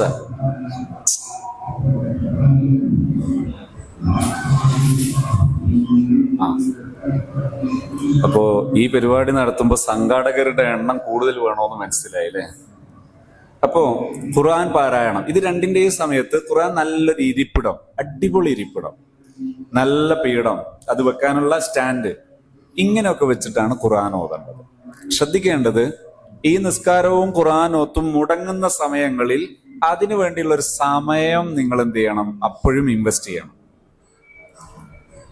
അതായത് വാങ്ങ് കൊടുത്താൽ ഉടനെ ഉള്ള ഒരു 10 മിനിറ്റ് സമയം ഒന്ന് ഫ്രഷ് ആകുക, ജസ്റ്റ് ഫ്രഷ് ആയാൽ മതി. കാരണം ഇസ്ലാമിൽ നമുക്ക് ആവശ്യമായ നലാഫത്ത്, ആവശ്യമായ വൃത്തി, ആവശ്യമായ ശുദ്ധി പ്രൊമോട്ട് ചെയ്തിട്ടുണ്ട്. അതിൽ കൂടുതൽ വേണ്ട. അത് ശുദ്ധിയും വൃത്തിയൊന്നും അല്ല, രോഗം വേണ്ടാത്തതാണ്. അതായത് കുളിക്കാൻ എന്താ വേണ്ടു? ശരീരം മുഴുവനൊന്നും മര്യാദയ്ക്ക് വെള്ളെത്തിയാൽ മതി. അതിങ്ങനെ എല്ലാ ദിവസവും ശരീരത്തിന്റെ എല്ലാ ഭാഗത്തും സോപ്പ് തേക്കാൻ പാടില്ല. സോപ്പ് ഭയങ്കര അപകടമാണ്. സോപ്പ് ശരീരത്തിൽ എവിടെയൊക്കെ എല്ലാ ദിവസവും തേക്കേണ്ടതെന്നറിയോ? കക്ഷം, തുടയിടുക്ക്, അതുപോലെ ലൈംഗികാവയവങ്ങൾ, ഇങ്ങനെ നെക്ക്, ഈ ഭാഗങ്ങൾ എന്ത് ചെയ്യണം? എല്ലാ ദിവസവും സോപ്പ് തേച്ചാൽ നല്ലതാണ്. അല്ലാത്ത ഭാഗങ്ങളിൽ എല്ലാ ദിവസവും സോപ്പ് തേക്കണ്ട, ആഴ്ചയിൽ 2 ദിവസമൊക്കെ തേച്ചാൽ മതി. ഇനി അഥവാ എല്ലാ ദിവസവും തേൽക്കുന്നുണ്ടെങ്കിൽ അതെന്ത് ചെയ്യരുത്? വല്ലാതെ തീരെ തേക്കരുത്, ഒന്ന് ജസ്റ്റ് തേച്ചാൽ മതി. ഡോറടക്കും മോനെ. അയ്യോ, അത് ഇപ്പോ അവിടെ ഒരു പോലീസുകാരൻ വേറെ വേണമല്ലോ. അപ്പോ ഈ ഖുർആൻ എഴുതുമ്പോഴും നിസ്കരിക്കുമ്പോഴും ഈ ഒരു കാര്യം ശ്രദ്ധിക്കുക. അതായത് അത് വേണ്ടാത്ത സമയങ്ങളിൽ ജസ്റ്റ് ടൈം ഇൻവെസ്റ്റ് ചെയ്യുക. എന്തിനാണെന്നറിയോ? നിങ്ങൾ ഈ വിശപ്പ് കണ്ടിട്ടില്ലേ? എല്ലാ ദിവസവും ബ്രേക്ക്ഫാസ്റ്റ് കഴിക്കുക 9 മണിക്കാണ് സങ്കല്പിക്കുക. ഒരു ദിവസം കുടിയിരിക്കലിന് പോയിട്ട് അന്ന് മര്യാദയ്ക്ക് കോഴിക്കറിയും പത്തിരിയും എല്ലാം കൂടെ എന്ത് ചെയ്തു തട്ടി. എപ്പോ? 6 മണിക്ക്. പക്ഷെ അന്ന് 9 മണിയാകുമ്പോ ജസ്റ്റ് ഒന്ന് വിശക്കും ഇല്ലേ? ജസ്റ്റ് ഒരു വിശപ്പ്. കഴിക്കൊന്നും വേണ്ട. ആദ്യം നമ്മള് ഇന്ന് നേരത്തെ കഴിച്ചു എന്ന് ഓർമ്മയായാൽ മതി, ഇപ്പൊ റെഡി ആയിക്കോളും. അപ്പോ ഇതുപോലൊരു സംഗതി ഉണ്ട്. നമ്മുടെ ജീവിതത്തിനൊരു ടൈം ക്ലോക്കിംഗ് ഉണ്ട്, ഒരു ടൈമിംഗ് സംവിധാനമുണ്ട്. അത് നമ്മൾ ബ്രേക്ക് ചെയ്യരുത്. അതിനെന്ത് ചെയ്യണം? ആ നിസ്കാരത്തിന്റെ ഫസ്റ്റ് ടൈമിൽ ജസ്റ്റ് കുറച്ച് സമയം ഇൻവെസ്റ്റ് ചെയ്യുക. അത് ചെയ്താൽ അത് അടിപൊളിയാകും. പിന്നെ ദുആ ദിക്ർ. ഇത് ദിക്ർ നിസ്കാര ശേഷമാകാം, അതുപോലെ ലൈഫിലെ ഏത് ഭാഗത്തും ആകാം. ഈ ദിക്ർ എന്ന് പറയുന്നത് ഒരു അഫർമേഷനാണ്. ഞാനത് പറഞ്ഞാൽ നീണ്ടുപോകും, ചുരുക്കി പറയാം. ഒരു ദിവസം നമ്മളെ മലപ്പുറം ലെറ്റർ നടക്കുമ്പോൾ ആരോ ഒരാള് എന്തൊരു പ്രശ്നം പറഞ്ഞു. എന്തായിരുന്നു? വലിയൊരു പ്രശ്നമാണ്. അപ്പൊ ഈ പ്രശ്നം, അതായത് എന്തൊരു കുടുംബ ഇഷ്യൂസോ അല്ലെങ്കിൽ തമ്മിലുള്ള റിലേഷന്റെ പ്രശ്നമാണ്. ഈ തമ്മിലുള്ള ബന്ധം മോശമായത് കൊണ്ടുണ്ടാകുന്ന ഒരുപാട് പ്രശ്നങ്ങൾ.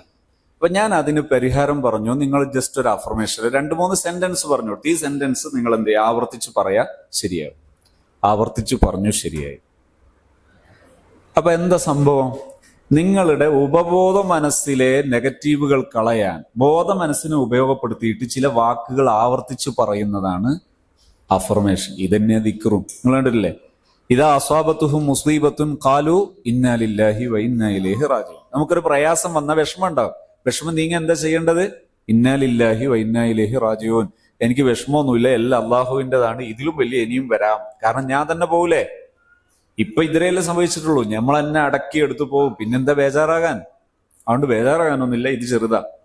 ഇതാണ് സന്തോഷമില്ല, വിഷമമുണ്ട്. പക്ഷെ വിഷമം നീക്കാൻ വേണ്ടി വാക്കുകൾ ഉപയോഗിക്കുന്നു. ഇതാണ് ദിക്ർ എന്ന് പറയുന്നതിന്റെ മറ്റൊരു മുഖം.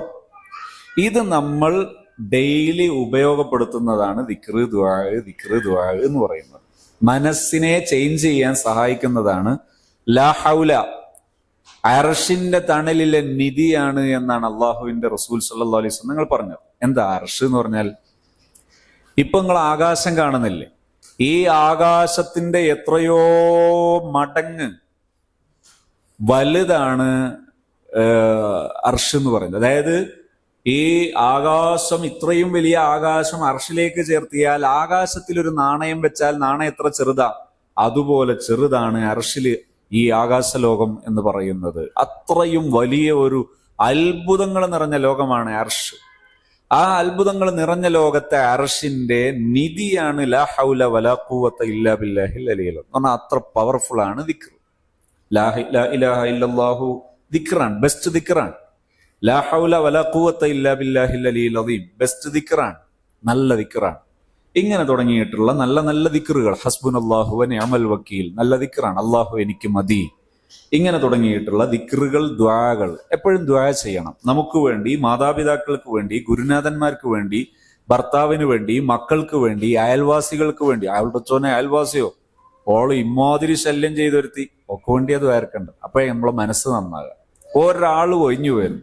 നമുക്കറിയാവുന്ന എല്ലാവർക്കും വേണ്ടിയും ദ്വാ ചെയ്യണം. ഇനി ഇസ്ലാമികമായ ചർച്ചകൾ നടക്കണം. ആത്മീയ ഗൃഹഭരണത്തിന്റെ പോയിന്റുകൾ: 1 നിസ്കാരം, 2 ഖുർആൻ, 3 ദിക്ർ, 4 ഇസ്ലാമികമായ ചർച്ച, 5 ഹലാൽ എന്ത് ഹറാം എന്ത് എന്ന അവയർനെസ്. ഇതൊരു വലിയ കാര്യമാണ്. ഭയങ്കര ഉഷാറം ഫാമിലിയ, തറവാട, ഉസ്താദ, മൊലിയര, ആജിയര. പക്ഷെ കല്യാണത്തിന് എവിടുന്ന കല്യാണം? മണ്ഡപത്തിലല്ല. ഇങ്ങനെ അവിടെ ഹറാമും ഇല്ല, ഹലാലും ഇല്ല, ഒന്നുമില്ല.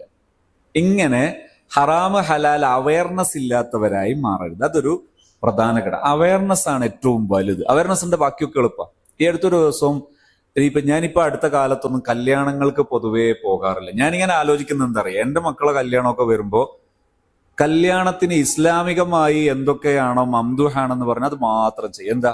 നിക്കാഹിന് എന്താ വേണ്ടത്? 2 സാക്ഷി, അതുപോലെ ആ വേണ്ടപ്പെട്ട ആൾക്കാർ ബഹുമാനമുള്ള ഒരു പള്ളിയോ മറ്റോ അവിടുന്ന് നിക്കാഹ് ചെയ്യുക. വലീമത്തെപ്പോഴാ? ഇവര് രണ്ടാളും ജീവിതമൊക്കെ ഒന്നിച്ചതിന് ശേഷം അവർക്ക് എപ്പോഴാണോ വലീമത്ത് കൊടുക്കാൻ തോക്കത്തുള്ളത്, അപ്പൊ ഒരു വലീമത്തും കൊടുക്കട്ടെ. ഇത് പുതിയാപ്പുള പോക്ക്, പുതിയ വരവ് ശൈത്താൻ പോക്ക് എന്നൊക്കെ പറയും പോലെ ഈ വരവും പോക്കും ഈ ശൈത്താന്യത്വം കൊണ്ട് ഉള്ള ലക്ഷങ്ങൾ മുഴുവനും നശിപ്പിക്കുക, ഹറാമ് മുഴുവനും വാരിക്കൂട്ടുക. എന്നിട്ട് കുടുംബവും നശിച്ചു, നാടും നശിച്ചു. ഇങ്ങനെ ഒരു വിവാഹം എവിടെയാ ഇസ്ലാം പ്രോത്സാഹിപ്പിച്ചത്? ഇസ്ലാമിലില്ല. നല്ലൊരു സാമൂഹ്യ സൃഷ്ടിപ്പിൽ ഇത് ആവശ്യമേ ഇല്ല, തിരുത്തേണ്ടതാണ്. നല്ലൊരു ഫാമിലി കല്യാണം നടക്കുകയാണ്, എൻഗേജിങ്ങിന് പോവാണ്. എൻഗേജിന് പോകുമ്പോൾ എങ്ങനെയാ? ഇവൻ പോയി ഓളയും കൂട്ടി സ്റ്റേജും പോലെ കൂട്ടിയിട്ട് മാല ഇടല്, പിടിച്ച് കറക്കല്. ഇവരെയൊക്കെ മാനസിക രോഗത്തിന് ആശുപത്രിയിൽ അഡ്മിറ്റ് ചെയ്യേണ്ട കാലം അതിക്രമിച്ചു പോയിട്ടുണ്ട്. ഇതൊക്കെയാണ് മാനസിക രോഗം. വിവാഹം സെറ്റ് ചെയ്യുന്നതിന്റെ മുമ്പ് ഇവന്റെ ആദർശം അനുസരിച്ച് ഹറാമാണെന്ന് വിശ്വസിക്കുന്നത് ഇവിടെ ഖുർആൻ പഠിപ്പിക്കുന്ന ടീച്ചറുണ്ട് മുമ്പില്. ഇങ്ങനെ അധപ്പതിക്കുന്നത്, ഹറാം ഹലാൽ അവയർനെസ് എന്ന് പറയുന്നത്, ബോധ്യം എന്ന് പറയുന്നത് സമൂഹത്തിൽ നിന്ന് നഷ്ടപ്പെടുമ്പോഴാണ് ആത്മീയ ഗൃഹാന്തരീക്ഷം നഷ്ടപ്പെടുന്നത്. ഇനി അടുത്തത് 5ാമത്തെ ഭാഗം, സാമ്പത്തിക ഗൃഹഭരണം. സാമ്പത്തിക ഗൃഹഭരണം. ഇതിൽ ശ്രദ്ധിക്കേണ്ട കാര്യങ്ങൾ: 1, വരുമാനം എപ്പോഴും ഹലാലാകണം എന്നതിൽ ഒന്നാമത്തെ ചിന്ത നമുക്കായിരിക്കണം. ഒരു ദിവസം എന്നോടൊരാൾ പറഞ്ഞു, നല്ല സാമ്പത്തിക വരുമാനമൊക്കെ ഉള്ള ആളാട്ടോ, അയാള് തീരെ സാമ്പത്തിക ശുദ്ധി കാണിക്കാതിരിക്കുന്ന ഒരു ഘട്ടം വന്നപ്പോൾ ഒരാൾ എന്നോട് പറഞ്ഞു, നിങ്ങൾ അടുത്ത ആളല്ലേ മൂപ്പര്, നിങ്ങളൊന്ന് പറയണം. അപ്പൊ ഞാൻ അദ്ദേഹത്തോട് സംസാരിച്ചു. അദ്ദേഹം പറഞ്ഞു, ഞാൻ കുറേയൊക്കെ ശ്രദ്ധിച്ചിരുന്നു, പക്ഷെ എൻ്റെ കയ്യിൽ നിന്ന് പോയി. ഞാൻ ചോദിച്ചു, എന്തു പറ്റി? അത് വീട് ഞാൻ എടുത്തു, അത്യാവശ്യം കുഴപ്പമില്ലാത്ത വരുമാനം എനിക്കുണ്ട്, ഒരു നല്ലൊരു വരുമാന സ്രോതസ്സുണ്ട്. അങ്ങനെ ഞാൻ വീടെടുത്ത് എല്ലാം കൂടെ അതിന്റെ കടം തീരാൻ ഒരു 1-2 കൊല്ലം മതി. ആ സമയത്താണ് ഭാര്യ പറയുന്നത്, ഒരു ആല വേണം. ആല അടുത്ത വീട്ടുകാര് വലിയ 25 ഏക്കറുള്ള വീട്ടുകാരാണ്. ഈ വീട്ടുകാർക്ക് ഒപ്പിച്ചിട്ടുള്ള ആല വേണം. എന്നാല് ആല ഇവിടെ റെഡിയല്ലേ, പശുവിന്റെ ആല എന്ന് പറഞ്ഞ ഇത് വേണോന്ന് പറഞ്ഞു. അപ്പൊ അതിനൊപ്പിച്ചുള്ള ആലയും കൂടി എടുത്തപ്പോ അത് 2 കൊല്ലം എന്നുള്ളത് 10 കൊല്ലത്തേക്കുള്ള കടായി മാറി. അതെല്ലാം കൂടെ ഒരു കോലത്തിലായി തീർന്നപ്പോ ഇവര് പറഞ്ഞു,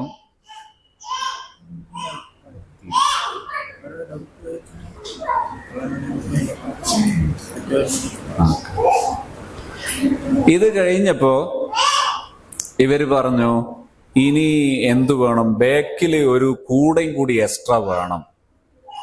എന്തിനാ? വിറകിടാൻ. ഇവർക്ക് ഉള്ളത് 60 സെന്റ് സ്ഥലമേ ഉള്ളൂ. ഇവർക്ക് വിറകായിട്ടൊരു സാധനം അവിടെ ഇല്ല, പക്ഷെ വിറക് വീണ്ടുള്ള കൂടെ വേണം. ഇതെല്ലാം കൂടിയായപ്പോ ഇനി കടം വീട്ടുക എന്നുള്ള പരിപാടിയെ ചിന്തിക്കാതായി. എന്തേ കാരണം? വീട്ടുകാരിക്ക് ഹലാൽ ഹറാം അല്ല, വരുമാനം ഹലാലാകണം എന്ന കാഴ്ചപ്പാടിൽ മിസ്സിങ് ഉണ്ടായപ്പോഴാണ് ഭർത്താവ് റൂട്ടുമാറിയത്. എന്തുകൊണ്ടാണെന്നറിയോ? പണ്ടൊരാൾ പറഞ്ഞിരുന്നു, ഒരു ദിവസം ഒരു കുറ്റിയാടി ഭാഗത്ത് നല്ല തമാശ പറയുന്ന ഒരു ഉസ്താദ് ഉണ്ടായിരുന്നു. ഈ ഉസ്താദ് ഈ ഒരു ഇതിനു വേണ്ടി, പിന്നെ നമ്മളെ സ്കോളർഷിപ്പിന് വേണ്ടി മുദ്രപ്പാർപ്പാൻ ഇങ്ങനെ ക്യൂ നിൽക്കുകയാണ്. നിങ്ങളും ക്യൂ നിൽക്കുകയാണെന്ന് ചോദിച്ചു. ഇയാൾ പറഞ്ഞു, അതൊന്നും പറയേണ്ട മോനെ, ഭയങ്കര കഥയാണ്. ഞാൻ ചോദിച്ചു, എന്താന്ന് ചോദിച്ചപ്പോ പറഞ്ഞു, ഞാൻ ആരോട് തെറ്റിയാലും വീട്ടുകാരോട് തെറ്റില്ല, കാരണം ചവിട്ടുകൂറ പോയ പോലെ. ചവിട്ടുകൂറ പോയാൽ അത് പോയവർക്ക് അതിന്റെ സുഖം തിരിയുള്ളൂ. അപ്പോ അവിടെ സ്വസ്ഥത ഇല്ലെങ്കിൽ പിന്നെ ഒന്നും നടക്കൂലെന്ന്. ഇതുപോലെയാണ് ഇവിടെ വരുമാനത്തെക്കുറിച്ചുള്ള ബോധ്യം ആദ്യം ആർക്കുണ്ടാകണം? നമുക്കുണ്ടായാലാണ് ബാക്കിയെല്ലാം നേരെയാകും. പെട്ടെന്ന് നേരെയാകും, വേഗം എളുപ്പമാണ്. നമ്മൾ പറയാണ്, നമുക്ക് ഈ ഉള്ളത് മതി, ഇതുകൊണ്ട് നമുക്ക് ഒന്നിച്ചങ്ങോട്ട് ജീവിക്കാം. ഉള്ളത് കൊണ്ട് ഓണം പോലെ എന്ന് പറയില്ലേ, സന്തോഷകരമായിട്ട് നമ്മൾ തീരുമാനിച്ച പിന്നെ അവിടെ ഒരു പ്രശ്നവുമില്ല, ഭംഗിയായിട്ട് ജീവിച്ച് മുന്നോട്ട് പോകാം. രണ്ടാമത്തത് എന്താ അറിയോ? ചിലവ്. നമ്മുടെ അനാവശ്യ ചിലവുകൾ ഒഴിവാക്കാൻ നമ്മൾ തീരുമാനിച്ചാൽ ഭംഗിയാണ്. ഇവിടെ ഒരു കാര്യം കൂടി പറയുന്നു, പരസ്പരം നമ്മൾ വരവും ചെലവൊക്കെ അറിയണം എന്ന കാഴ്ചപ്പാടാണ് ഇവിടെ എനിക്ക് മുന്നോട്ട് വെക്കാനുള്ളത്. പക്ഷെ ആദ്യം ആര് റെഡിയാകണം? നമ്മള് വരവും ചെലവും കഴിച്ച് ആ വരവ് നമ്മളിങ്ങനെ കണക്കൂട്ടി നമ്മൾ തന്നെ ചെലവിന്റെ ആളായി മാറരുത്. പരസ്പരം ഉഭയസമ്മതത്തോടെയുള്ളതാകണം. അങ്ങനെയാണെങ്കിൽ ഈ പരിപാടി അടിപൊളിയായിട്ട് വിജയിക്കും. അഥവാ ചിലവ് നിയന്ത്രിക്കുക എന്ന് പറയുന്ന പരിപാടി വളരെ ഭംഗിയായിട്ട് പോകാം. അനാവശ്യമായി കടം വരരുത്, ആവശ്യമില്ലാതെ കടം വാങ്ങരുത്. ആവശ്യമുണ്ടായാൽ പോലും തിരിച്ചു കൊടുക്കാൻ കഴിയുമെന്ന അവസരത്തിൽ മാത്രമേ കടം വാങ്ങാവൂ. ഇത് നമുക്കും കൂടി നിർബന്ധം ഉണ്ടാകണം. അതിലെ മൂന്നാമത്തെ പോയിന്റ്, അതിലെ അടുത്ത പോയിന്റ് എന്താ അറിയോ? സമ്പാദ്യം ഈ വിഷയങ്ങളിലെല്ലാം നമുക്ക് സേഫ്റ്റി ഉണ്ടാകണം. എപ്പോഴും വരുമാനത്തിന്റെ വിഷയത്തിൽ സേഫ്റ്റിയാണ് നമ്മൾ കൂടുതൽ പ്രാധാന്യം നൽകേണ്ടത്. ഇപ്പൊ ജോലിക്ക് പോകുന്ന ഭർത്താവിനെ അയാളുടെ ജോലി നല്ല കണ്ടീഷനിൽ നിലനിൽക്കണമെന്ന് ചിന്തിക്കേണ്ടത് നമ്മളാണ്. അല്ലെങ്കിൽ അയാൾ ജോലിയിൽ നിന്ന് തെറിക്കുന്നു, അയാൾ ജോലിയിൽ നിന്ന് തെറിച്ചാൽ നമുക്കും കൂടി പരുക്കുണ്ടാകും.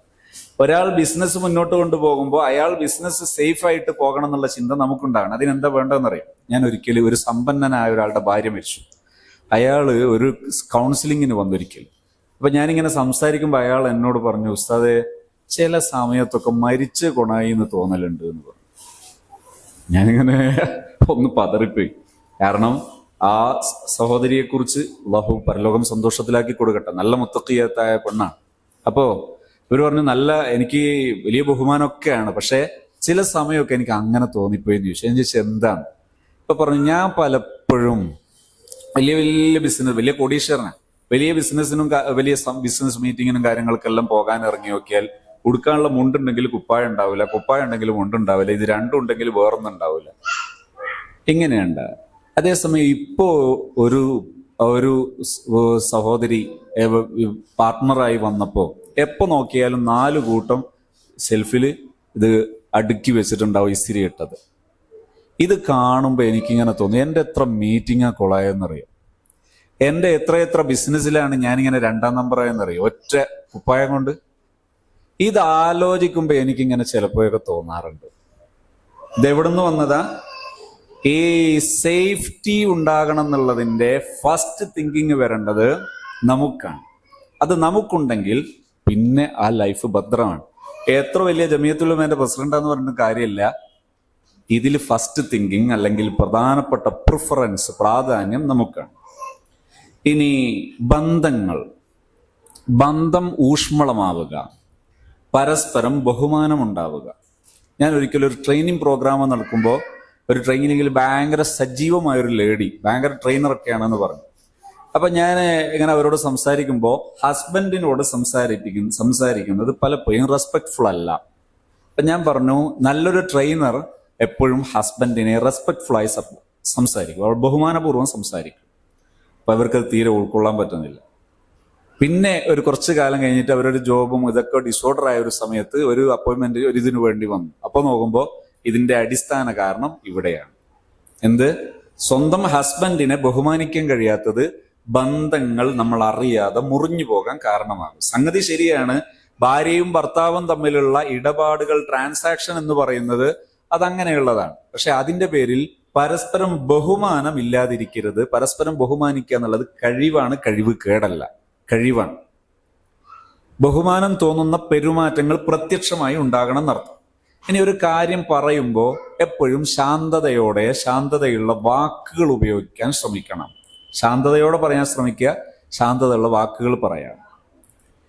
ഇപ്പൊ പുറപ്പെടാൻ ഉദ്ദേശിച്ച സമയത്ത് പുറപ്പെട്ടിട്ടില്ല, നമ്മൾ രണ്ടാളും കൂടി ഒരു സ്ഥലത്ത് പുറപ്പെടാൻ ഇറങ്ങിയാണ്, നിങ്ങൾ എന്തൊരു കളിയായി കളിക്കുന്നത് എന്ന് ചോദിക്കുന്നതിന് പകരം എന്റെ എന്തെങ്കിലും ഹെൽപ്പ് വേണോ, വല്ലാതെ ഇടങ്ങാറാകുന്നുണ്ടോ എന്ന് ചോദിച്ചാൽ സംഗതി രണ്ടും ഒന്നാണ്. പക്ഷെ ഭാഷ നന്നായി ഭയങ്കര സംഭവം ട്രാൻസാക്ഷൻ ആകും. പരസ്പരം ബഹുമാനിക്കുക, ശാന്തമായ സംവാദം, കുറ്റപ്പെടുത്താതിരിക്കുക, മാക്സിമം കുറ്റപ്പെടുത്തൽ ഒഴിവാക്കുക. കുട്ടികളോടുള്ള ബന്ധം നന്നാകാൻ, പരസ്പര ബന്ധം, കുട്ടികളോടുള്ള ബന്ധം നന്നാകാൻ സ്നേഹമുണ്ടാകണം, നിലപാടുമുണ്ടാകണം. സ്നേഹമുണ്ടാകണം,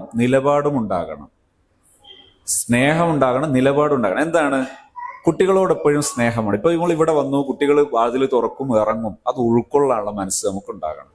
അതേ സമയത്ത് അപകടം ഉണ്ടാകുന്ന മറ്റൊരു കാര്യം ചെയ്യുമ്പോൾ അവിടെ നമുക്ക് അവരെ ബ്ലോക്ക് ചെയ്യാം. ഇത് വേണ്ട, അവിടെ മറ്റത് അംഗീകരിച്ചാൽ മാത്രമേ ഇത് വേണ്ട, ഇത് മോനെ അപകടം ചെയ്യുമെന്ന് പറയാൻ പറ്റുള്ളൂ. അങ്ങനെ ശാന്തമായി പറയാൻ പറ്റിയാൽ സ്നേഹവും ഈ നിലപാടും ഒരുപോലെ ഗൗരവത്തോടെ ഉണ്ടാകണം.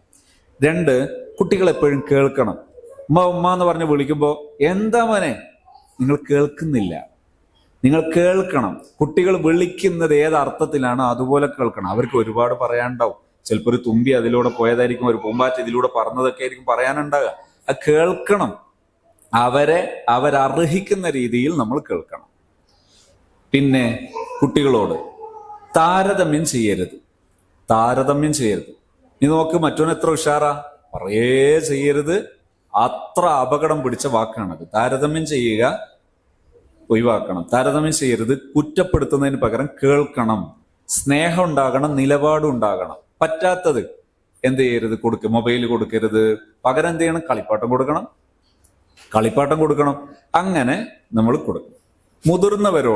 മുതിർന്നവരോട് എപ്പോഴും ബഹുമാനം പ്രകടിപ്പിക്കണം. നിരന്തരം പ്രകടിപ്പിച്ചാൽ ആരും മാറും. നിരന്തരം പ്രകടിപ്പിച്ചാൽ ഏത് മുതിർന്നവർ, അതായത് വീട്ടിലുള്ള ഭർത്താവിന്റെ ഉമ്മ, ഉപ്പ തുടങ്ങിയ നമ്മുടെ വീട്ടിലെ മുതിർന്നവർ, അവരോട് ആദരവ് പ്രകടിപ്പിച്ചോ മാറും, ഉറപ്പാണ്. മുതിർന്നവരോട് ക്ഷമ കാണിക്കണം. എന്താണ് ക്ഷമ എന്ന് പറഞ്ഞാൽ? തൽക്കാലം അവിടെ നിൽക്കട്ടെ, അതല്ല ക്ഷമ എന്ന് പറയുന്നത്. അവരെ നമ്മൾ ഉൾക്കൊള്ളുന്നു, അവരങ്ങനെയൊക്കെ കളിക്കട്ടെ. അവരാണ് നമ്മുടെ വീടിന്റെ ഭംഗി, അവരാണ് നമ്മുടെ വീടിന്റെ ഐശ്വര്യം. മുതിർന്നവർ ചിലപ്പോൾ ഉണ്ടാവും. അത് ഇപ്പോൾ ഞാൻ പലപ്പോഴും ഉദാഹരണം പറയാറുള്ള എന്താ പറയുക, ഞാൻ ഏതോ വയലുന്ന് കേട്ടാനോ സംശയം കേട്ടോ, ഇനി അതെല്ലാം അനുഭവത്തിൽ നിന്ന് സെറ്റായെന്ന് എനിക്ക് ഓർമ്മയില്ല. രാവിലെ തന്നെ മോൻ ഇങ്ങനെ എണീച്ച് നോക്കുമ്പോൾ ഉമ്മ പറയാണ്, നല്ലൊരു ചെമ്മീൻ, നമ്മളെ ഭാഗത്ത് കൊഞ്ചൻ എന്നാ പറയാ. റെഡിയാവോ? മനസ്സിലാവോ കൊഞ്ചൻ എന്ന് പറഞ്ഞു? ഇപ്പൊ ചെമ്മീൻ ഇത് കൊഞ്ചം കൂട്ടിയാൽ ഒരു സുഖം ഉണ്ടാവുമായിരുന്നു എന്ന് രാവിലെ തന്നെ. അപ്പൊ ഇവൻ വിചാരിച്ചു, എന്നാ പിന്നെ ഇന്ന് ഉമ്മാക്കൊരു സർപ്രൈസ് ആയിക്കോട്ടെ, വലുപ്പമുള്ള കൊഞ്ചനുണ്ട്. ഇത് ചെന്ന് നോക്കുമ്പോൾ മത്സ്യ മാർക്കറ്റിൽ ചെന്ന് നോക്കും, പക്ഷെ വില ഭയങ്കര ഓവർ. വില പോയാലും വേണ്ടില്ല, സുഖം ഒന്ന് ഉമ്മാന്റെ ഒരു നല്ല വാക്ക് കേൾക്കട്ടെ എന്ന് വിചാരിച്ചിട്ട് 600-800 കൊടുത്തിട്ട് തന്നെ ചെമ്മീൻ വാങ്ങി. ഭാര്യനോട് പറഞ്ഞു വേഗം ശരിയാക്കി, ഇത് സംഭവമാക്കണം. അങ്ങനെ ഭാര്യ ഇതിങ്ങനെ ഉരുട്ടി പാചകം ചെയ്യുമ്പോൾ പറയും, ഇതെന്താ സാധനം, ഒരു പുഴുവിന്റെ മാതിരിയുള്ള ഒരു സാധനം, ഇതാപ്പം ഒന്ന് വാങ്ങിക്കൊണ്ടുവന്ന് മര്യാദയ്ക്ക് ഒരു മത്യു അയിലുണ്ട് വളരെ സ്വന്തം കൂട്ടിക്കൂടായിരുന്നു. ഇവനിങ്ങനെ ഇനി എന്താ പറയേണ്ടത്? ഇവിടെ ദേഷ്യപ്പെടുന്ന മോനാണോ അത് മതി പ്രശ്നത്തിന്. പകരം ഉമ്മ അങ്ങനെയാണോ പറയുന്നത്, അതൊരു രസാ, അതൊരു ജോക്കാണ്, അതൊരു തമാശയാണ്. ആ ഉമ്മ അങ്ങനെ പറയാൻ എനിക്ക് ഇഷ്ടാണ്. ഈ അംഗീകാരം വന്ന് അതൊരു സുഖ, പിന്നെ അതൊരു രസാണ്. പിന്നെ ഇതാണ് അവരോടുള്ള ക്ഷമ എന്ന് പറയുന്നത്. അല്ലാതെ തൽക്കാലം ഇത് ഒതുക്കി പിടിച്ചാണ്ടല്ലോ ലാസ്റ്റ് എല്ലാം കൂടി ഉമ്മാനെ വേദിട്ട് പൂ എന്ന് പറയും പൊട്ടിത്തെറിക്കുക എല്ലാം കൂടെ. അങ്ങനെ ആക്കാൻ കാത്തു നിൽക്കരുത്. ക്ഷമയാണ് വേണ്ടത്. മുതിർന്നവർ പരിചരിക്കുക എന്ന് പറഞ്ഞാൽ അവർക്ക് ചായ വേണമെന്ന് തോന്നുമ്പോൾ ചായ, കട്ടൻ ചായ വേണം. ഇത് ഞാൻ എപ്പോഴും പറഞ്ഞ് വേഗം തീർക്കും. ഒരു മുതിർന്ന ഒരു ഉമ്മ, ഈ ഉമ്മക്ക് 5 മക്കളുണ്ട്. ഓരോ ആഴ്ച ഓരോ ആളെടുത്താണ്. അപ്പൊ ഈ മൂത്ത 4 ആളെടുത്തുള്ള ദിവസവും ഉമ്മാക്ക് പരാതിയാണ്, നോക്കുന്നില്ല. ഈ മൂത്ത 4 ആളെ വീട്ടിലും ഉമ്മ ഉള്ള ദിവസം ഇവർ കല്യാണത്തിന് പോവില്ല, ഒന്നിനും പോവില്ല, മുഴുവൻ വീട്ടിൽ തന്നെ. 5-മത്തോന്റെ വീട്ടിലുണ്ടല്ലോ, ഇവൻ ദുനിയാവ് തീർത്തും പോവും. എന്നാൽ ഈ ഉമ്മാക്ക് ഇവനെ പറ്റി മധു പറയാനേ സമയം. എന്താ വിഷയം എന്നറിയോ? രാവിലെ ഉമ്മാനെ വിളിച്ച് സുബഹിസ്കരിപ്പിക്കും. ഉടനെ ചോദിക്കും, ഉമ്മ കട്ടൻ എടുക്കട്ടെ എന്ന് പറയും. ഞാൻ യാസീൻ ഓതിക്കോട്ടെ. അപ്പൊ യാസീൻ ഓതി തീരുമ്പോഴേക്ക് കട്ടൻ കുടിച്ച് 10 മിനിറ്റ് ആകുമ്പോൾ എന്തായാലും ചൂടുവെള്ളം വേണ്ടെന്ന് ഉറപ്പാ. എന്നാലും ചോദിക്കും, ഉമ്മ ചൂടുവെള്ളം വേണോന്ന്. അപ്പൊ ഉമ്മ പറയും, വേണ്ടവനെ ഇപ്പല്ലേ കട്ടൻ കുടിച്ചിട്ടുള്ളൂ. അപ്പൊ ഉമ്മാനോട് ചോദിക്കും, നിന്നെ എന്താ കടി എന്തോ എടുക്കണം? ഉമ്മക്ക് പള്ളം നിറഞ്ഞു. ഇനി ചായ എടുക്കുന്നതിന്റെ മുമ്പേ ചോദിക്കും, ചായ എടുക്കണം. അപ്പൊ ഉമ്മ പറഞ്ഞു 1 മണിക്കൂർ. അപ്പൊ 1/2 മണിക്കൂർ എന്റെ ചായ. ഇതെല്ലാം കഴിഞ്ഞ് പുതപ്പെല്ലാം നേരെയുള്ള ഉമ്മ കിടക്കുമ്പോൾ പുതപ്പ് ഒന്നും കൂടി എടുത്തൊന്ന് മുട്ടിയെല്ലാം വീശു കൊടുത്തു. ഉമ്മാക്ക് തൃപ്തി. ഇവൻ എല്ലായിടത്തും പോയി വന്നാലും ഉമ്മാക്ക് തൃപ്തി. എന്താ വിഷയം? സേവനം, പരിചരണം എന്നത് ഇഷ്ടപ്പെട്ട് ചെയ്താൽ അവർ മാറും, അവരിൽ വലിയ തൃപ്തി ഉണ്ടാകും. ഇനി ടൈം മാനേജ്മെന്റ് ആണ് അടുത്തത് നിങ്ങൾ നോട്ട് ചെയ്യേണ്ടത്. എന്താണ് ടൈം മാനേജ്മെന്റ്? ഒരു ദിവസം എന്തൊക്കെ പ്രധാനമായി ചെയ്യാനുണ്ട് എന്നുള്ളത് നിങ്ങൾ ടൈപ്പ് ചെയ്തിട്ട് പറ്റുമെങ്കിൽ ഒരു ചുമരിൽ സ്റ്റിക്ക് ചെയ്യണം. ലാമിനേഷൻ ചെയ്താൽ മതി, എന്നാൽ അത് കളറ് പോവില്ല. ഒരു ദിവസം പ്രധാനമായിട്ട് എന്തൊക്കെ, മോട്ടർ ഇടാൻ ഒറ്റ ദിവസവും വിട്ടുവരുത്. അതുപോലെ അലക്കൽ പ്രധാനമായിരിക്കും, ഈ ഫ്ലോർ വൃത്തിയാക്കൽ പ്രധാനമായിരിക്കാം. ഇങ്ങനെ തുടങ്ങി പ്രധാനമായി ചെയ്യേണ്ട കാര്യങ്ങൾ നിങ്ങൾ എന്ത് ചെയ്യണം? നോട്ട് ചെയ്ത് വെക്കണം. ഇബാദത്ത് ഇതിൽ വരണം. ഇങ്ങനെ അതുപോലെ വിശ്രമവും വരണം. ഇത് വിശ്രമം എന്താ അറിയോ? ആ ദിവസം തീർത്ത് വിശ്രമിച്ചിട്ടുണ്ടാവില്ല, എന്നാലും പറയും ഞാൻ തീരെ വിശ്രമിച്ചിട്ടില്ല. ചിലർക്ക് അങ്ങനെ ആ ദിവസം അധിക ഭാഗവും വിശ്രമിച്ചേ, എന്നാലും പറയും ഞാൻ തീരെ വിശ്രമിച്ചിട്ടില്ല. അങ്ങനെ ഉണ്ടായത്. വിശ്രമത്തിന് സമയം നിശ്ചയിച്ച് വിശ്രമിക്കണം. അതാണ് ശരിയായ രീതി. അപ്പൊ സമയം എന്തിനൊക്കെ വരണം? ദിനക്രമത്തിന്, ഇബാദത്തിന്, കുടുംബ ബന്ധത്തിന് സമയം ചെലവഴിക്കണം. പിന്നെ വിശ്രമത്തിന് സമയം ചെലവഴിക്കണം. സമയം എന്നത് നമ്മുടെ ഏറ്റവും വലിയ ക്യാപിറ്റലാണ്, മൂലധനമാണ്. മറ്റൊന്നാണ് ശുചിത്വം ഒരു ഭാരമാകരുത്. ശുചിത്വം ഒരു ആസ്വാദ്യകരമാകണം. വീട് 3000 സ്ക്വയർ ഫീറ്റ് ഉള്ള വീടാ, എല്ലാ ദിവസവും എല്ലാ ഭാഗവും അടിച്ചു വാരണം എന്നുള്ള ചിന്തയൊന്നും വേണ്ട. ഇത് നോക്കുക, ഏത് ദിവസം ഏത് ഭാഗമാണ് അടിച്ചു വാരേണ്ടത് എന്നാൽ ഒരു പ്രശ്നമില്ല. മറ്റേ അടിച്ചു വാരുന്ന ദിവസം അന്ന് വെള്ളം ഉണ്ടാവില്ല, വറ്റും ഉണ്ടാവില്ല, ഒരു സാധനം ഉണ്ടാവും. അങ്ങനെയൊക്കെ പിന്നെ ഉണ്ടാകും. അങ്ങനെ ആകാതിരിക്കാൻ എന്ത് വേണം? സമയബന്ധിതമായി ഏരിയകൾ തീരുമാനിച്ചാൽ മതി. ആസ്വദിച്ച് മാത്രം ചെയ്യണം. വീട്ടു ശുചിത്വം വേണം, വ്യക്തി ശുചിത്വം വേണം. പോഷകാഹാരം ശുചിത്വത്തിന്റെ ഭാഗമാണ്, ശ്രദ്ധിക്കണം. പിന്നെ ശാരീരിക വ്യായാമം, ഇതും ശുചിത്വത്തിന്റെ ഭാഗമാണ്. നമ്മളെ വീടും പരിസരവും എപ്പോഴും വൃത്തിയായിരിക്കണം. അതിന് വലിയ റിസ്ക് ഉണ്ടാവില്ല. എങ്ങനെ ചെയ്താൽ? ഓരോ ഭാഗം ഓരോ ദിവസം മതി, കുറച്ചു മതി ഒരു ദിവസം.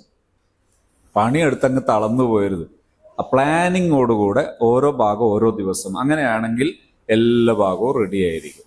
അപ്പൊ എന്തൊക്കെയാണ് പറഞ്ഞത്? 1 വീട്ടു ശുചിത്വം, 2 വ്യക്തി ശുചിത്വം, 3 പോഷകാഹാരം, 4 ശാരീരിക വ്യായാമം.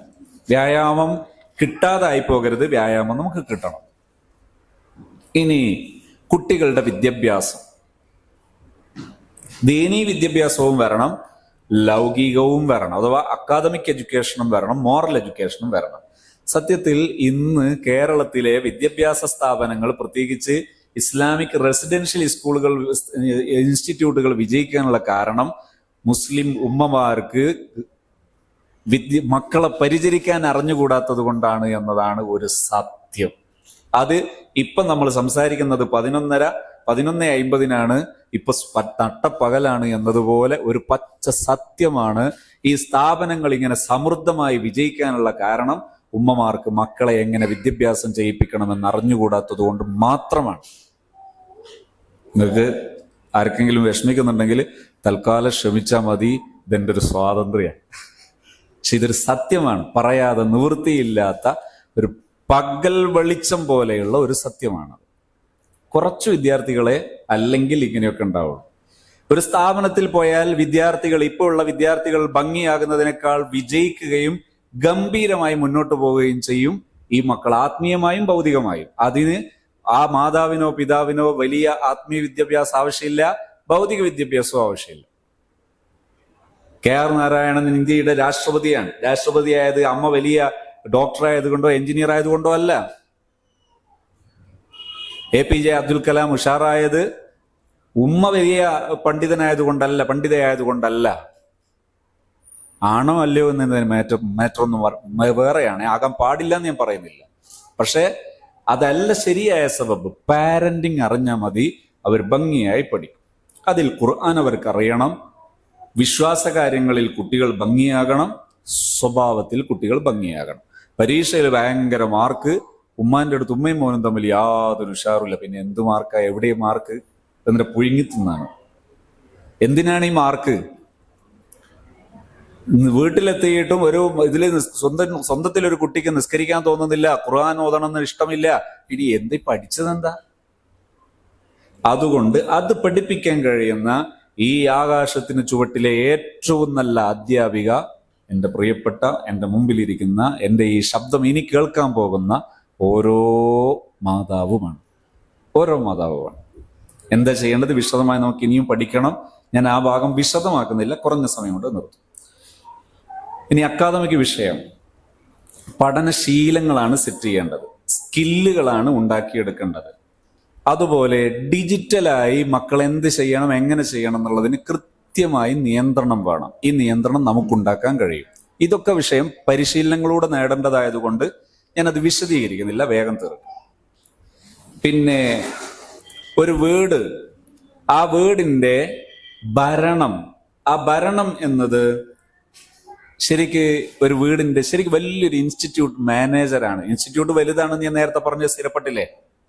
വലിയൊരു ഡോക്ടർ ആകുന്നതിനേക്കാൾ, എഞ്ചിനീയർ, ഒരു ടീച്ചർ ആകുന്നതിനേക്കാൾ, അവരെ AFS ആകുന്നതിനേക്കാൾ വലുതാണ് ഹോം ഭരണം. ഞാൻ പറഞ്ഞല്ലോ അല്ലെ? എങ്കിൽ ഈ ഇൻസ്റ്റിറ്റ്യൂട്ടിലെ, ഹോം എന്ന ഇൻസ്റ്റിറ്റ്യൂട്ടിലെ പ്രധാനപ്പെട്ട മാനേജറാണ് ആര്? ആഗ്രഹനാഥ, ആ വീട്ടിലെ ഉമ്മ. കുട്ടികളുടെ ബെസ്റ്റ് ഫസ്റ്റ് ടീച്ചറാണ് ഈ ഉമ്മ. കുടുംബത്തിന്റെ സ്പിരിച്വൽ ഹാർട്ടാണ് ഈ ഉമ്മ. ആ കുടുംബത്തിൽ ആർക്ക് എന്ത് വിഷമുണ്ടായാലും അത് തീരാൻ ആരാ വേണ്ടത്? ഈ ഉമ്മ. ഇൻഷാ അല്ലാഹ് ഇത് ഓരോന്നും നിങ്ങൾക്ക് ബോധ്യപ്പെടും കേട്ടോ. ഞാൻ ഇപ്പോ അത് മാത്രം പറയുന്നു. പറ്റുമെങ്കിൽ നിങ്ങൾ ഓൺലൈനായോ അല്ലെങ്കിൽ ഫിസിക്കലായോ ഉള്ള ലൈഫ് എൻറിച്ച്മെന്റ് ട്രെയിനിങ്ങിൽ വന്നാൽ നിങ്ങൾക്ക് ഇത് ഓരോന്നും ഇഞ്ച് ബൈ ഇഞ്ച് അക്ഷരം പ്രതി നിങ്ങൾക്കിത് ബോധ്യപ്പെടും. എന്ത്? ഒരു വീടിനെ ഭരിക്കാൻ ഈ മാതാവിന് കഴിയും. അതുപോലെ ഒരു കുട്ടിയെ പഠിപ്പിക്കാൻ ഈ മാതാവിന് കഴിയും.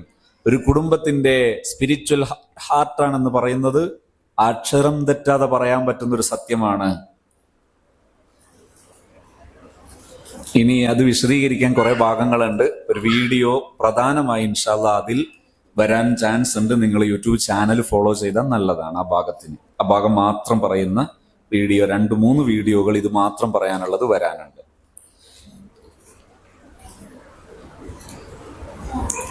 പരിശുദ്ധ ഖുർആനിന്റെ പ്രസ്താവനയാണ് വമിൻ ആയാത്തിഹി.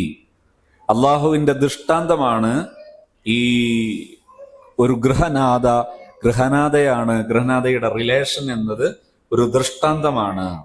ഭർത്താവിന് സന്തോഷം നൽകാൻ, കുടുംബത്തിന് സന്തോഷം നൽകാൻ, അതുപോലെ ആ ഭർത്താവിന്റെ വീട്ടു മെമ്പർമാർക്കെല്ലാം സന്തോഷം പകരാൻ ഇവർക്കെല്ലാം കഴിയുന്ന വലിയൊരിടമാണ്. ഇവിടെ പുരുഷന്റെ പങ്ക് ഏതൊക്കെ ഭാഗമാണ്? സാമ്പത്തിക ഉത്തരവാദിത്വം നിർവഹിക്കേണ്ടത് പുരുഷനാണ്. അതുപോലെ സേഫ്റ്റി ഏറ്റെടുക്കേണ്ടത് അഥവാ അതിന്റെ പുറത്തുള്ളൊരു സെക്യൂരിറ്റി ഏറ്റെടുക്കേണ്ടത് പുരുഷനാണ്. പിന്നെ അവിടെ നീതി നടപ്പിലാക്കാൻ വേണ്ടി ഒരു പ്രധാനപ്പെട്ട ലോ ആൻഡ് ഓർഡർ അത് കൈകാര്യം ചെയ്യേണ്ടത് പുരുഷനാണ്. പിന്നെ ഡയറക്ഷൻ ഫോമിലേക്ക് വരേണ്ടത് പുരുഷനാണ്. ഈ 4 ഏരിയകൾ പുരുഷൻ നിർവഹിക്കണം. അഥവാ സാമ്പത്തിക ഉത്തരവാദിത്വം പൊതുവിൽ പുരുഷനാണ് ഒരു കുടുംബത്തിൽ ഏറ്റെടുക്കേണ്ടത്.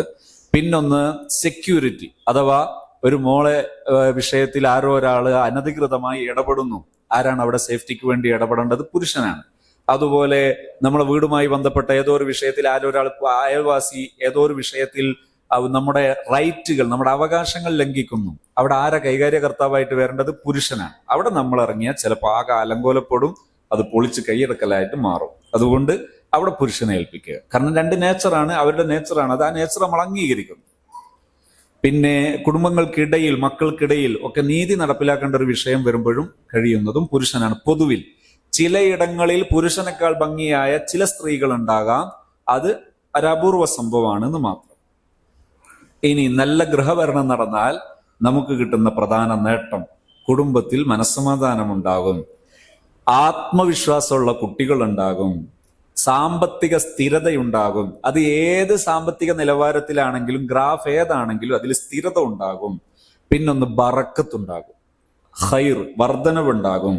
പിന്നെ സമൂഹത്തിൽ എപ്പോഴും ഡീസന്റ് ആയിരിക്കും ആ ഫാമിലി. സമൂഹത്തിൽ ആ ഫാമിലി എന്ന് പറയുമ്പോൾ അത് ഡീസന്റ് ആയിരിക്കും. പരാജയപ്പെട്ടാൽ എപ്പോ വീട്ടിൽ തർക്കമായിരിക്കും. മക്കൾ തമ്മിൽ എപ്പോഴും തർക്കം നോക്കും. മക്കൾ തമ്മിൽ എപ്പോഴും തർക്കമുണ്ടെങ്കിൽ നിങ്ങൾ വേറെ ആരെയും ഒന്നും പറയണ്ട. നിങ്ങൾ അവരോട് എങ്ങനെയാ സംസാരിക്കുന്നത് നോക്കിയാൽ മതി. ഒരു 3 ദിവസം ചെക്ക് ചെയ്യുക, ഫുള്ള് CCTV വെക്കുക. എന്നിട്ട് നിങ്ങളെ CCTV നോക്കിയിട്ട് നിങ്ങൾ എങ്ങനെ പെരുമാറിയത്, ഏതാ വാക്കാ പറഞ്ഞത്. CCTV വെക്കുമ്പോൾ ശബ്ദവും കൂടി കിട്ടുന്നത് വെച്ചാൽ മതി. വെറുതെ വാതൊന്നും കേൾക്കണ്ടെങ്കിൽ ഒന്നും കേൾക്കണ്ട, നിങ്ങൾ ഇത് മാത്രം ചെയ്താൽ മതി. 3 ദിവസം ഫുൾ CCTV വെച്ചിട്ട് ആ 3 ദിവസം ഫുൾ ഒബ്സർവ് ചെയ്യുക. നിങ്ങൾ എങ്ങനെയാ മക്കളോട് സംസാരിച്ചത് നോക്കുക. നിങ്ങൾ കറക്റ്റ് സൈക്കോളജിക്കലി പഠിപ്പിച്ചിട്ടുണ്ട് ഇവരെങ്ങനെയാ തർക്കിക്കേണ്ടത് നിങ്ങൾ പഠിപ്പിച്ചതാണ്. അതുകൊണ്ട് അത് മാത്രം ശരിയാക്കിയാൽ മതി, വേറെ ഒന്നിനും പോകണ്ട. പണി വെറുതെയാണ്, അവര് തമ്മിൽ തർക്കിക്കൂല. അപ്പൊ തർക്കങ്ങൾ ഉണ്ടാകും, സാമ്പത്തിക പ്രതിസന്ധി ഉണ്ടാകും. പിന്നെ കുട്ടികൾ പെട്ടെന്ന് ഡൈവേർട്ട്, വകി തിരിഞ്ഞു പോകും. എന്താണ് ഒരു കാരണവും തിരിയുന്നില്ല, അങ്ങനെ ആയിപ്പോന്ന്, ഇങ്ങനെ ആയിപ്പോന്ന്.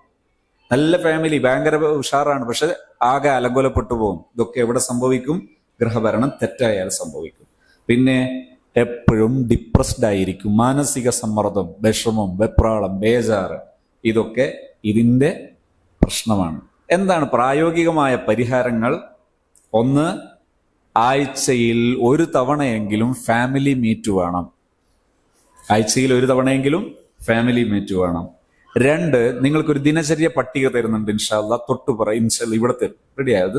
നമ്മള് റെഡിയാ? ഓക്കെ. ദിനചര്യ പട്ടിക തരും. ആ പട്ടിക ഞാനിപ്പോൾ ഒന്ന് പറയുകയും ചെയ്യാം. അതാണ് നിങ്ങൾ ഉപയോഗിക്കേണ്ടത്. 3, ഇബാദത്ത് കഴിയുന്നതും ഒരുമിച്ച് ചെയ്യാൻ പ്രോത്സാഹിപ്പിക്കുക. ഒരുമിച്ച് ചെയ്യാൻ പ്രോത്സാഹിപ്പിക്കുക. 4, എപ്പോഴും നന്ദി പറയണം. നിങ്ങൾ ആലോചിച്ച് നോക്ക്, ഇന്ന് ഈ 24 മണിക്കൂറിനിടയിൽ നിങ്ങൾ ഹസ്ബൻഡിനോട് നന്ദി പറഞ്ഞിട്ടുണ്ടോ? നിങ്ങളുടെ കൂട്ടത്തിൽ ആരെങ്കിലും ഉണ്ടോ? കൈയൊന്നും പോക്കണ്ട. ഉണ്ടോ? ഉണ്ടാവില്ല. ഇതാ പ്രശ്നം. നിങ്ങൾ മക്കളോട് എന്തിനാ പറയേണ്ടത്? പരതി നോക്കുങ്ങള്. അവിടെയൊക്കെ പലപ്പോഴും നമ്മൾ വെസ്റ്റേൺസിനെ കണ്ടുപിടിക്കേണ്ട ദുർഗതി വന്നിട്ടുണ്ട്. ഇസ്ലാം പഠിപ്പിച്ചതാണ് ശുക്റുള്ള മല്ലം യഷ്കുരിൻ നാസ ലം യഷ്കുരില്ലാഹ. ജനങ്ങളോട്, സ്വന്തം ഏറ്റവും അടുത്ത് കഴിയുന്ന ഒരാളോട് ശുക്ർ പറയാൻ നിങ്ങൾക്കൊന്നുമില്ലേ? അധോഗതിയാണ് നമ്മളുടെ. നമ്മളൊന്ന് ആലോചിച്ച് നോക്കും. നമ്മൾ താമസിക്കുന്ന വീടുണ്ട് അല്ലേ? അത് നമ്മളെ ആരാണ് ആ വീട് ഉണ്ടാക്കിയതും വീട് ഭരിക്കുന്നതൊക്കെ ആരാ? ഭർത്താവ്. അപ്പൊ ഈ വീട്ടിൽ നിങ്ങൾ താമസിച്ചതിനൊരു ശുക്രമാണ്.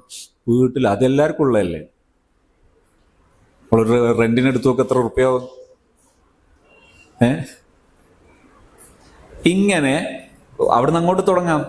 ഓരോന്ന് ശുക്ർ പറയാൻ മാക്സിമം ചാൻസ് ഉണ്ടാക്കുക. ശുക്ർ പറയാം. ജസാക്കല്ലാ, ജസാക്കല്ലാ, ജസാക്കല്ലാ.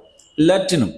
ഭർത്താവ് വീട്ടിലേക്ക് വരുന്നു, ഒരു ആപ്പിൾ വാങ്ങിയിട്ടുണ്ട്, അല്ലെ ഒരു മുന്തിരി വാങ്ങിയിട്ടുണ്ട്, അല്ലെ ഒരു നാരങ്ങ വാങ്ങിയിട്ടുണ്ട്, ഒക്കെ ദിക്റിന് മാറ്റി വെക്കണം. പിന്നെന്ത് ചെയ്യണം? നമുക്ക് നമ്മളെ റെസ്പോൺസിബിലിറ്റിയിൽ എന്താണ് ചെയ്യാൻ പറ്റുക? ശരിക്കു പറഞ്ഞാൽ നിങ്ങളുടെ കൂട്ടത്തിൽ താല്പര്യമുള്ളവരുണ്ടെങ്കിൽ ഫുള്ളി ലീഗലായി, ശറഈയായി, മതപരമായി പൂർണ്ണമായും അനുവദനീയമായ സമ്പാദന മാർഗങ്ങൾ പഠിപ്പിക്കുന്ന സംരംഭങ്ങളുണ്ട് ഹാപ്പി സോണിന്. നല്ല താല്പര്യമുള്ളവർ നിങ്ങളുടെ ലൈഫ് പാർട്ട്ണറുടെയൊക്കെ പൂർണ്ണമായ സമ്മതത്തോടുകൂടെ വില്ലിംഗ് ആണെങ്കിൽ ഇൻഷാ അല്ലാഹ് നിങ്ങൾക്ക് അത്തരം മേഖലകൾ പഠിപ്പിക്കാനും പരിശീലിപ്പിക്കാനും നാം തയ്യാറാണ്. ഇനി ളുഹർ നിസ്കാരം ഒരു 11:30 മുതൽ 1:30 മണിയുടെ ഇടയിൽ ളുഹർ നിസ്കാരം നടക്കണം. ഉച്ചഭക്ഷണം നടക്കണം. ഉച്ചഭക്ഷണത്തിന്റെ പ്രിപ്പറേഷൻ എവിടെ നടക്കും? തൊട്ടു മുമ്പത്തെ ആ പാർട്ടിൽ നടക്കും. പിന്നെ ഒരു അരമണിക്കൂറിന്റെ താഴെ സമയം വിശ്രമിക്കണം. വിശ്രമിക്കുമ്പോൾ ഈ സാധനം കഴിയുന്നതും സൈലന്റ് ആക്കിയിട്ട് മാറ്റിവെക്കണം. അധികം സമയം വേണ്ട. ആ സമയം അത് സൈലന്റ് ആക്കുക. സൈലന്റ് ആക്കുക എന്ന് പറഞ്ഞാൽ കോൾ വരാത്ത രീതിയിലാക്കി വെച്ചാൽ ഒരു തെറ്റുമില്ല. അരമണിക്കൂർ കൊണ്ട് മരിച്ചാൽ ഒന്നും സംഭവിക്കുന്നില്ല. വേറെ ആരും മരിച്ചൊക്കെ പോയാലൊന്നും അരമണിക്കൂർ കൊണ്ട് ഒന്നും സംഭവിക്കില്ല. അതുകൊണ്ട് ആ സമയം കറക്റ്റ് അത് മാറ്റിവെച്ച് മാത്രം വിശ്രമിക്കുക. അപ്പോൾ അത് നല്ല റാഹത്തായിക്കോളും. പിന്നെ അപ്പൊ ഇബാദത്തായി, വിശ്രമായി, എല്ലോ ആയി അവിടെ. ഇനി വൈകുന്നേരം ഒരു 1:30-4:30 ഇടയിലുള്ള സമയം കുട്ടികളുടെ പഠനത്തിന് വേണ്ടിയുള്ള മുന്നൊരുക്കം. നമ്മളെ കുട്ടി 4ാം ക്ലാസ്സിലാണ്. 4ാം ക്ലാസ്സിൽ ഏതൊക്കെ പാഠങ്ങളാണ് ഈ മാസം നടക്കാനുള്ളത് ടീച്ചറോട് നമ്മൾ അന്വേഷിച്ചു. ആ പാഠങ്ങൾ നിങ്ങൾ ജസ്റ്റ് ഒന്ന് ചാറ്റ് ജിപിടിയിൽ പഠിച്ചു നോക്ക്. നിങ്ങൾക്ക് സിമ്പിളായിട്ട് പറഞ്ഞു. ഒരു സ്കൂളിലെ ടീച്ചർ പറഞ്ഞു കൊടുക്കുന്നതിനേക്കാൾ 2 ഇരട്ടി പവറിൽ നിങ്ങൾക്ക് നിങ്ങളെ മക്കളെ പഠിപ്പിച്ചു കൊടുക്കാൻ കഴിയും. ചാറ്റ് ജിപിടി നോക്കിയിട്ട് ഏത് പാഠമൊക്കെയാണ് ഏതൊക്കെയാണ് ഉള്ളതെന്ന്. അധികം സമയം വേണ്ട. നിങ്ങൾക്ക് ലഭ്യമായ സമയം മാത്രം മാറ്റി വെച്ചിട്ട് എല്ലാം നോക്കി വെക്കുക. അവരിരുത്തുക, അവരെ പഠിപ്പിച്ചു കൊടുക്കുക. സിമ്പിൾ. അത് വന്നാലേ പഠിപ്പിക്കണ്ടു. പഠനത്തിന് വേണ്ടി ആ സമയം ഉപയോഗിക്കാം. വീട്ടു ജോലിയുമായി ബന്ധപ്പെട്ട ഒരു ഭാഗം ആ സമയത്ത് ചെയ്യാം. കുറച്ച് ഖുർആൻ പഠിക്കാൻ ആ സമയം ചിലവഴിക്കാം. നിങ്ങൾക്ക് മറ്റ് അവലംബങ്ങൾ ഇല്ലാത്തപ്പോൾ ഹാപ്പി സോണിന്റെ സംരംഭമുണ്ട്. യൂട്യൂബിൽ പ്ലേ ലിസ്റ്റിൽ ഖുർആൻ പഠനം എന്ന് പറയുന്ന ഒരു പ്ലേ ലിസ്റ്റ് ഉണ്ട്. അതിൽ പോയാൽ ഖുർആനിന്റെ തഫ്സീറുകൾ ഉൾപ്പെടുത്തിയിട്ട് താഴെ നിന്ന് മേലോട്ട് സൂറത്തുൽ മുൽക്ക്, സൂറത്ത് യാസീൻ, അൽ കഹ്ഫ് തുടങ്ങിയ സൂറത്തുകൾ, അത്തരം സൂറത്തുകൾ അതിൽ പഠിക്കാൻ കിട്ടും. അർത്ഥവും ആശയവും ഒക്കെ പഠിക്കാനുള്ള അവസരം കിട്ടും. അത് ഉപയോഗപ്പെടുത്താം. പിന്നെ അസ്ർ നിസ്കാരം, അസ്ർ മഗ്രിബ് 4:30-6:30 അസ്ർ നിസ്കാരം. അതുപോലെ കുടുംബ സംഭാഷണം. കുടുംബ സംഭാഷണം എന്ന് പറഞ്ഞാൽ മക്കൾ വന്ന് അവരെ കൂടി ഇരിക്കണം. എന്നിട്ട് ചോദിക്കണം, എന്തുകൊണ്ട് മക്കളെ വിശേഷം, ഇന്ന് സ്കൂൾ ഉഷാറായിരുന്നോ? അതായത് ഇൻവെസ്റ്റിഗേഷൻ ചോദ്യം ചോദിക്കരുത്. നമ്മളെ ടിഫിൻ കൈ വെച്ചിട്ടുണ്ടോ, പോയ തീർത്ത് കഴിച്ചിട്ടുണ്ടോ, മര്യാദയ്ക്ക് ക്ലാസ് ശ്രദ്ധിച്ചിട്ടുണ്ടോ? ഇത് ഇൻവെസ്റ്റിഗേഷൻ ക്വസ്റ്റ്യൻ ആണ്. മറിച്ച് നമ്മൾ കൂടെ ഇരുന്നിട്ട് ചോദിക്കും, ഇന്ന് എങ്ങനെ ഹാപ്പി ആയിരുന്നോ, എങ്ങനെ ഇത് പഠിച്ചിട്ട് എന്ത് തോന്നുന്നു, നല്ല ഫീലിംഗ് ആണോ, എന്തൊക്കെയായിരുന്നു വിശേഷം, നമ്മളെ ഫ്രണ്ടിന്റെ കാര്യം എന്താണ്, ഒക്കെ അങ്ങനെ അവർക്ക് പറയാൻ ഇഷ്ടമുള്ള രീതിയിൽ അവരോട് സംഭാഷണം നടത്തുന്നു. ഭർത്താവാണെങ്കിൽ ഭർത്താവിനോട് ചോദിക്കുന്നു, ഈ സമയത്ത് നമ്മൾ ഒന്നിച്ചിരിക്കാൻ സമയമുണ്ടോ, എന്താ സ്ഥിതി? ഇതാണ് അതിന്റെ രീതി. കുടുംബ സംഭാഷണം, കുട്ടികളോടൊപ്പമുള്ള സമയം, പറ്റുമെങ്കിൽ കുറച്ച് സമയം നല്ല ഒരു വ്യായാമം നല്ലതാണ്. വൈകുന്നേരത്തെ വ്യായാമം നല്ലതാണ്. പിന്നെ കുടുംബബന്ധം. കുടുംബബന്ധം പറഞ്ഞാൽ കുടുംബ ബന്ധത്തിന് എല്ലാ ദിവസവും കുറച്ച് സമയം മാറ്റി വെക്കുക. ഈ കുറച്ച് സമയം മാറ്റി വെക്കുമ്പോൾ ഈ വലിച്ചു നീട്ടിയുള്ള സംസാരത്തിന് പകരം മൂല്യമുള്ള സംസാരം. ഇപ്പൊ ജ്യേഷ്ഠത്തിനെ വിളിക്കുകയാണ്, അല്ലെങ്കിൽ മറ്റേ ഇവരെ വിളിക്കുകയാണ്, അങ്ങനെ ഭാര്യ വിളിക്കുകയാണ്, എന്തൊക്കെയുണ്ട് വിശേഷം, പിന്നെന്താ പിന്നെന്താ പിന്നെന്താ, ഒന്നുമില്ല. കറിയിൽ ഉപ്പ് കൂടിയത്, അപ്പുറത്ത് അവരെ ചിലപ്പോഴൊക്കെ മറ്റുള്ളവരെ കുറ്റവും പറയാം. ഇങ്ങനെ ഒഴിവാക്കുക. പകരം നല്ല ബന്ധങ്ങൾ ചാർത്താൻ എല്ലാ ദിവസവും കുറച്ച് സമയമായാൽ എല്ലാ കുടുംബത്തിലും എത്തും, വേഗം കഴിയും. എന്തുകൊണ്ട് ഇഷറാഹത്തല്ലേ ഉമ്മന്റെ ഉപ്പന്റെ ഒക്കെ സ്ഥിതി. ഇൻഷാ അല്ലാഹ് ദ്വാരക്കണം കേട്ടോ, ഞാനും ദ്വാരക്കുകയും ചെയ്യണം കേട്ടോ, എല്ലാവർക്കും വേണ്ടിയും ദ്വാ ചെയ്യണം. ഇനി മഗ്രിബ് ഇശാ, അതായത് മഗ്രിബ് നിസ്കാരം, ഖുർആന്, ദീനി കഥകൾ സമയത്ത് നല്ലതാണ്. അത്തായം ഒരുമിച്ച് കഴിക്കുക. അത്തായം എപ്പോഴെപ്പോൾ പ്രിപ്പറേഷൻ നടക്കണം? മഗ്രിബിന്റെ മുമ്പ് പ്രിപ്പറേഷൻ നടക്കണം. കഴിയുന്നതും ഇശാന്റെ മുമ്പാണ് രാത്രി ഭക്ഷണം കഴിക്കേണ്ടത്, ഡിന്നർ കഴിക്കേണ്ടത്. ഇശാ നിസ്കാരം, ഇബാദത്ത്, ഒന്നിച്ച് കുറച്ച് സമയം ഉറക്കം. ഹദ്ദാദ് നല്ലതാണ്. രാത്രി 8:30-9:30 ഇടയിൽ മൊബൈൽ സമയം നിശ്ചിത സമയം മാത്രം, അരമണിക്കൂറിൽ കൂടുതൽ മൊബൈൽ ഉപയോഗിക്കാതിരിക്കുക.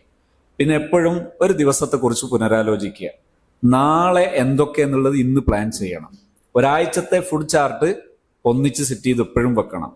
ഒരു കോമൺ പ്ലാൻ ഉണ്ടാകണം. ഇടയ്ക്ക് നമ്മൾ സ്പെഷ്യൽ പ്ലാന് മാറ്റാം. പിന്നെ ദ്വാ ചെയ്തിട്ട് ഉറങ്ങുക. ഇതാണ് ഒരു ഡേ ചാർട്ട്. ഈ ഡേ ചാർട്ട് ഫോളോ ചെയ്താൽ നിങ്ങൾക്ക് അതിന്റെ എൻഡിൽ ഒരു സാധനം കൂടി ഞാൻ കൊടുത്തിട്ട് ഇത് ആവശ്യമില്ല. ഇബാദത്തിന് ഏകദേശം ഇത്ര മണിക്കൂർ, കുടുംബസമയം ഇത്ര മണിക്കൂർ, ദിന കാര്യങ്ങളും വീട്ടു ജോലിക്ക് ഇത്ര സമയം, ഇങ്ങനെ വിശ്രമം, അതായത് ഉറക്കം, ഇതെല്ലാം കൂടി എത്ര സമയം കിട്ടുമെന്ന് അതിൽ നോക്കിയാൽ മനസ്സിലാവും. ഇങ്ങനെ കറക്റ്റ് ഉണ്ടാകണം. എന്തൊക്കെ ചെയ്തു എന്ന് ചോദിച്ചാൽ കറക്റ്റ് അളവ് പോലെ ഉണ്ടാകണം. നിങ്ങൾക്ക് എന്തെങ്കിലും സംശയം ഉണ്ടെങ്കിൽ ചോദിക്കാം. അതുപോലെ ഒരിക്കൽ കൂടി പറയുന്നു, ഇത് നമ്മളെ ഹാപ്പി സോണിൽ ലേഡീസിന് വേണ്ടി എംപവർമെന്റ് അനിവാര്യമായതുകൊണ്ട് ഒരുക്കിയ ഒരു പ്രോഗ്രാം കൂടിയാണ് ലൈഫ് എൻറിച്ച്മെന്റ് ട്രെയിനിങ്. അതിലേക്കുള്ള എൻട്രൻസ് ആണ്, അല്ലെങ്കിൽ അതിനെ ആൾക്കാരെ അറിയിക്കാനും കൂടിയാണ് ഈ ഒരു പ്രോഗ്രാം നടത്തിയത്. പലരും ലെറ്റിലുള്ളവരാണ്. നിങ്ങൾക്ക് പരസ്പരം പരിചയപ്പെടാം, അനുഭവങ്ങൾ ചോദിക്കാം. ഒന്ന് പരസ്പരം അറിയുന്നത് വളരെയേറെ നല്ലതാണ്. എന്തേ അത്യാവശ്യം സംശയം ഉണ്ടെങ്കിൽ ചോദിക്കുകയും ചെയ്യാം.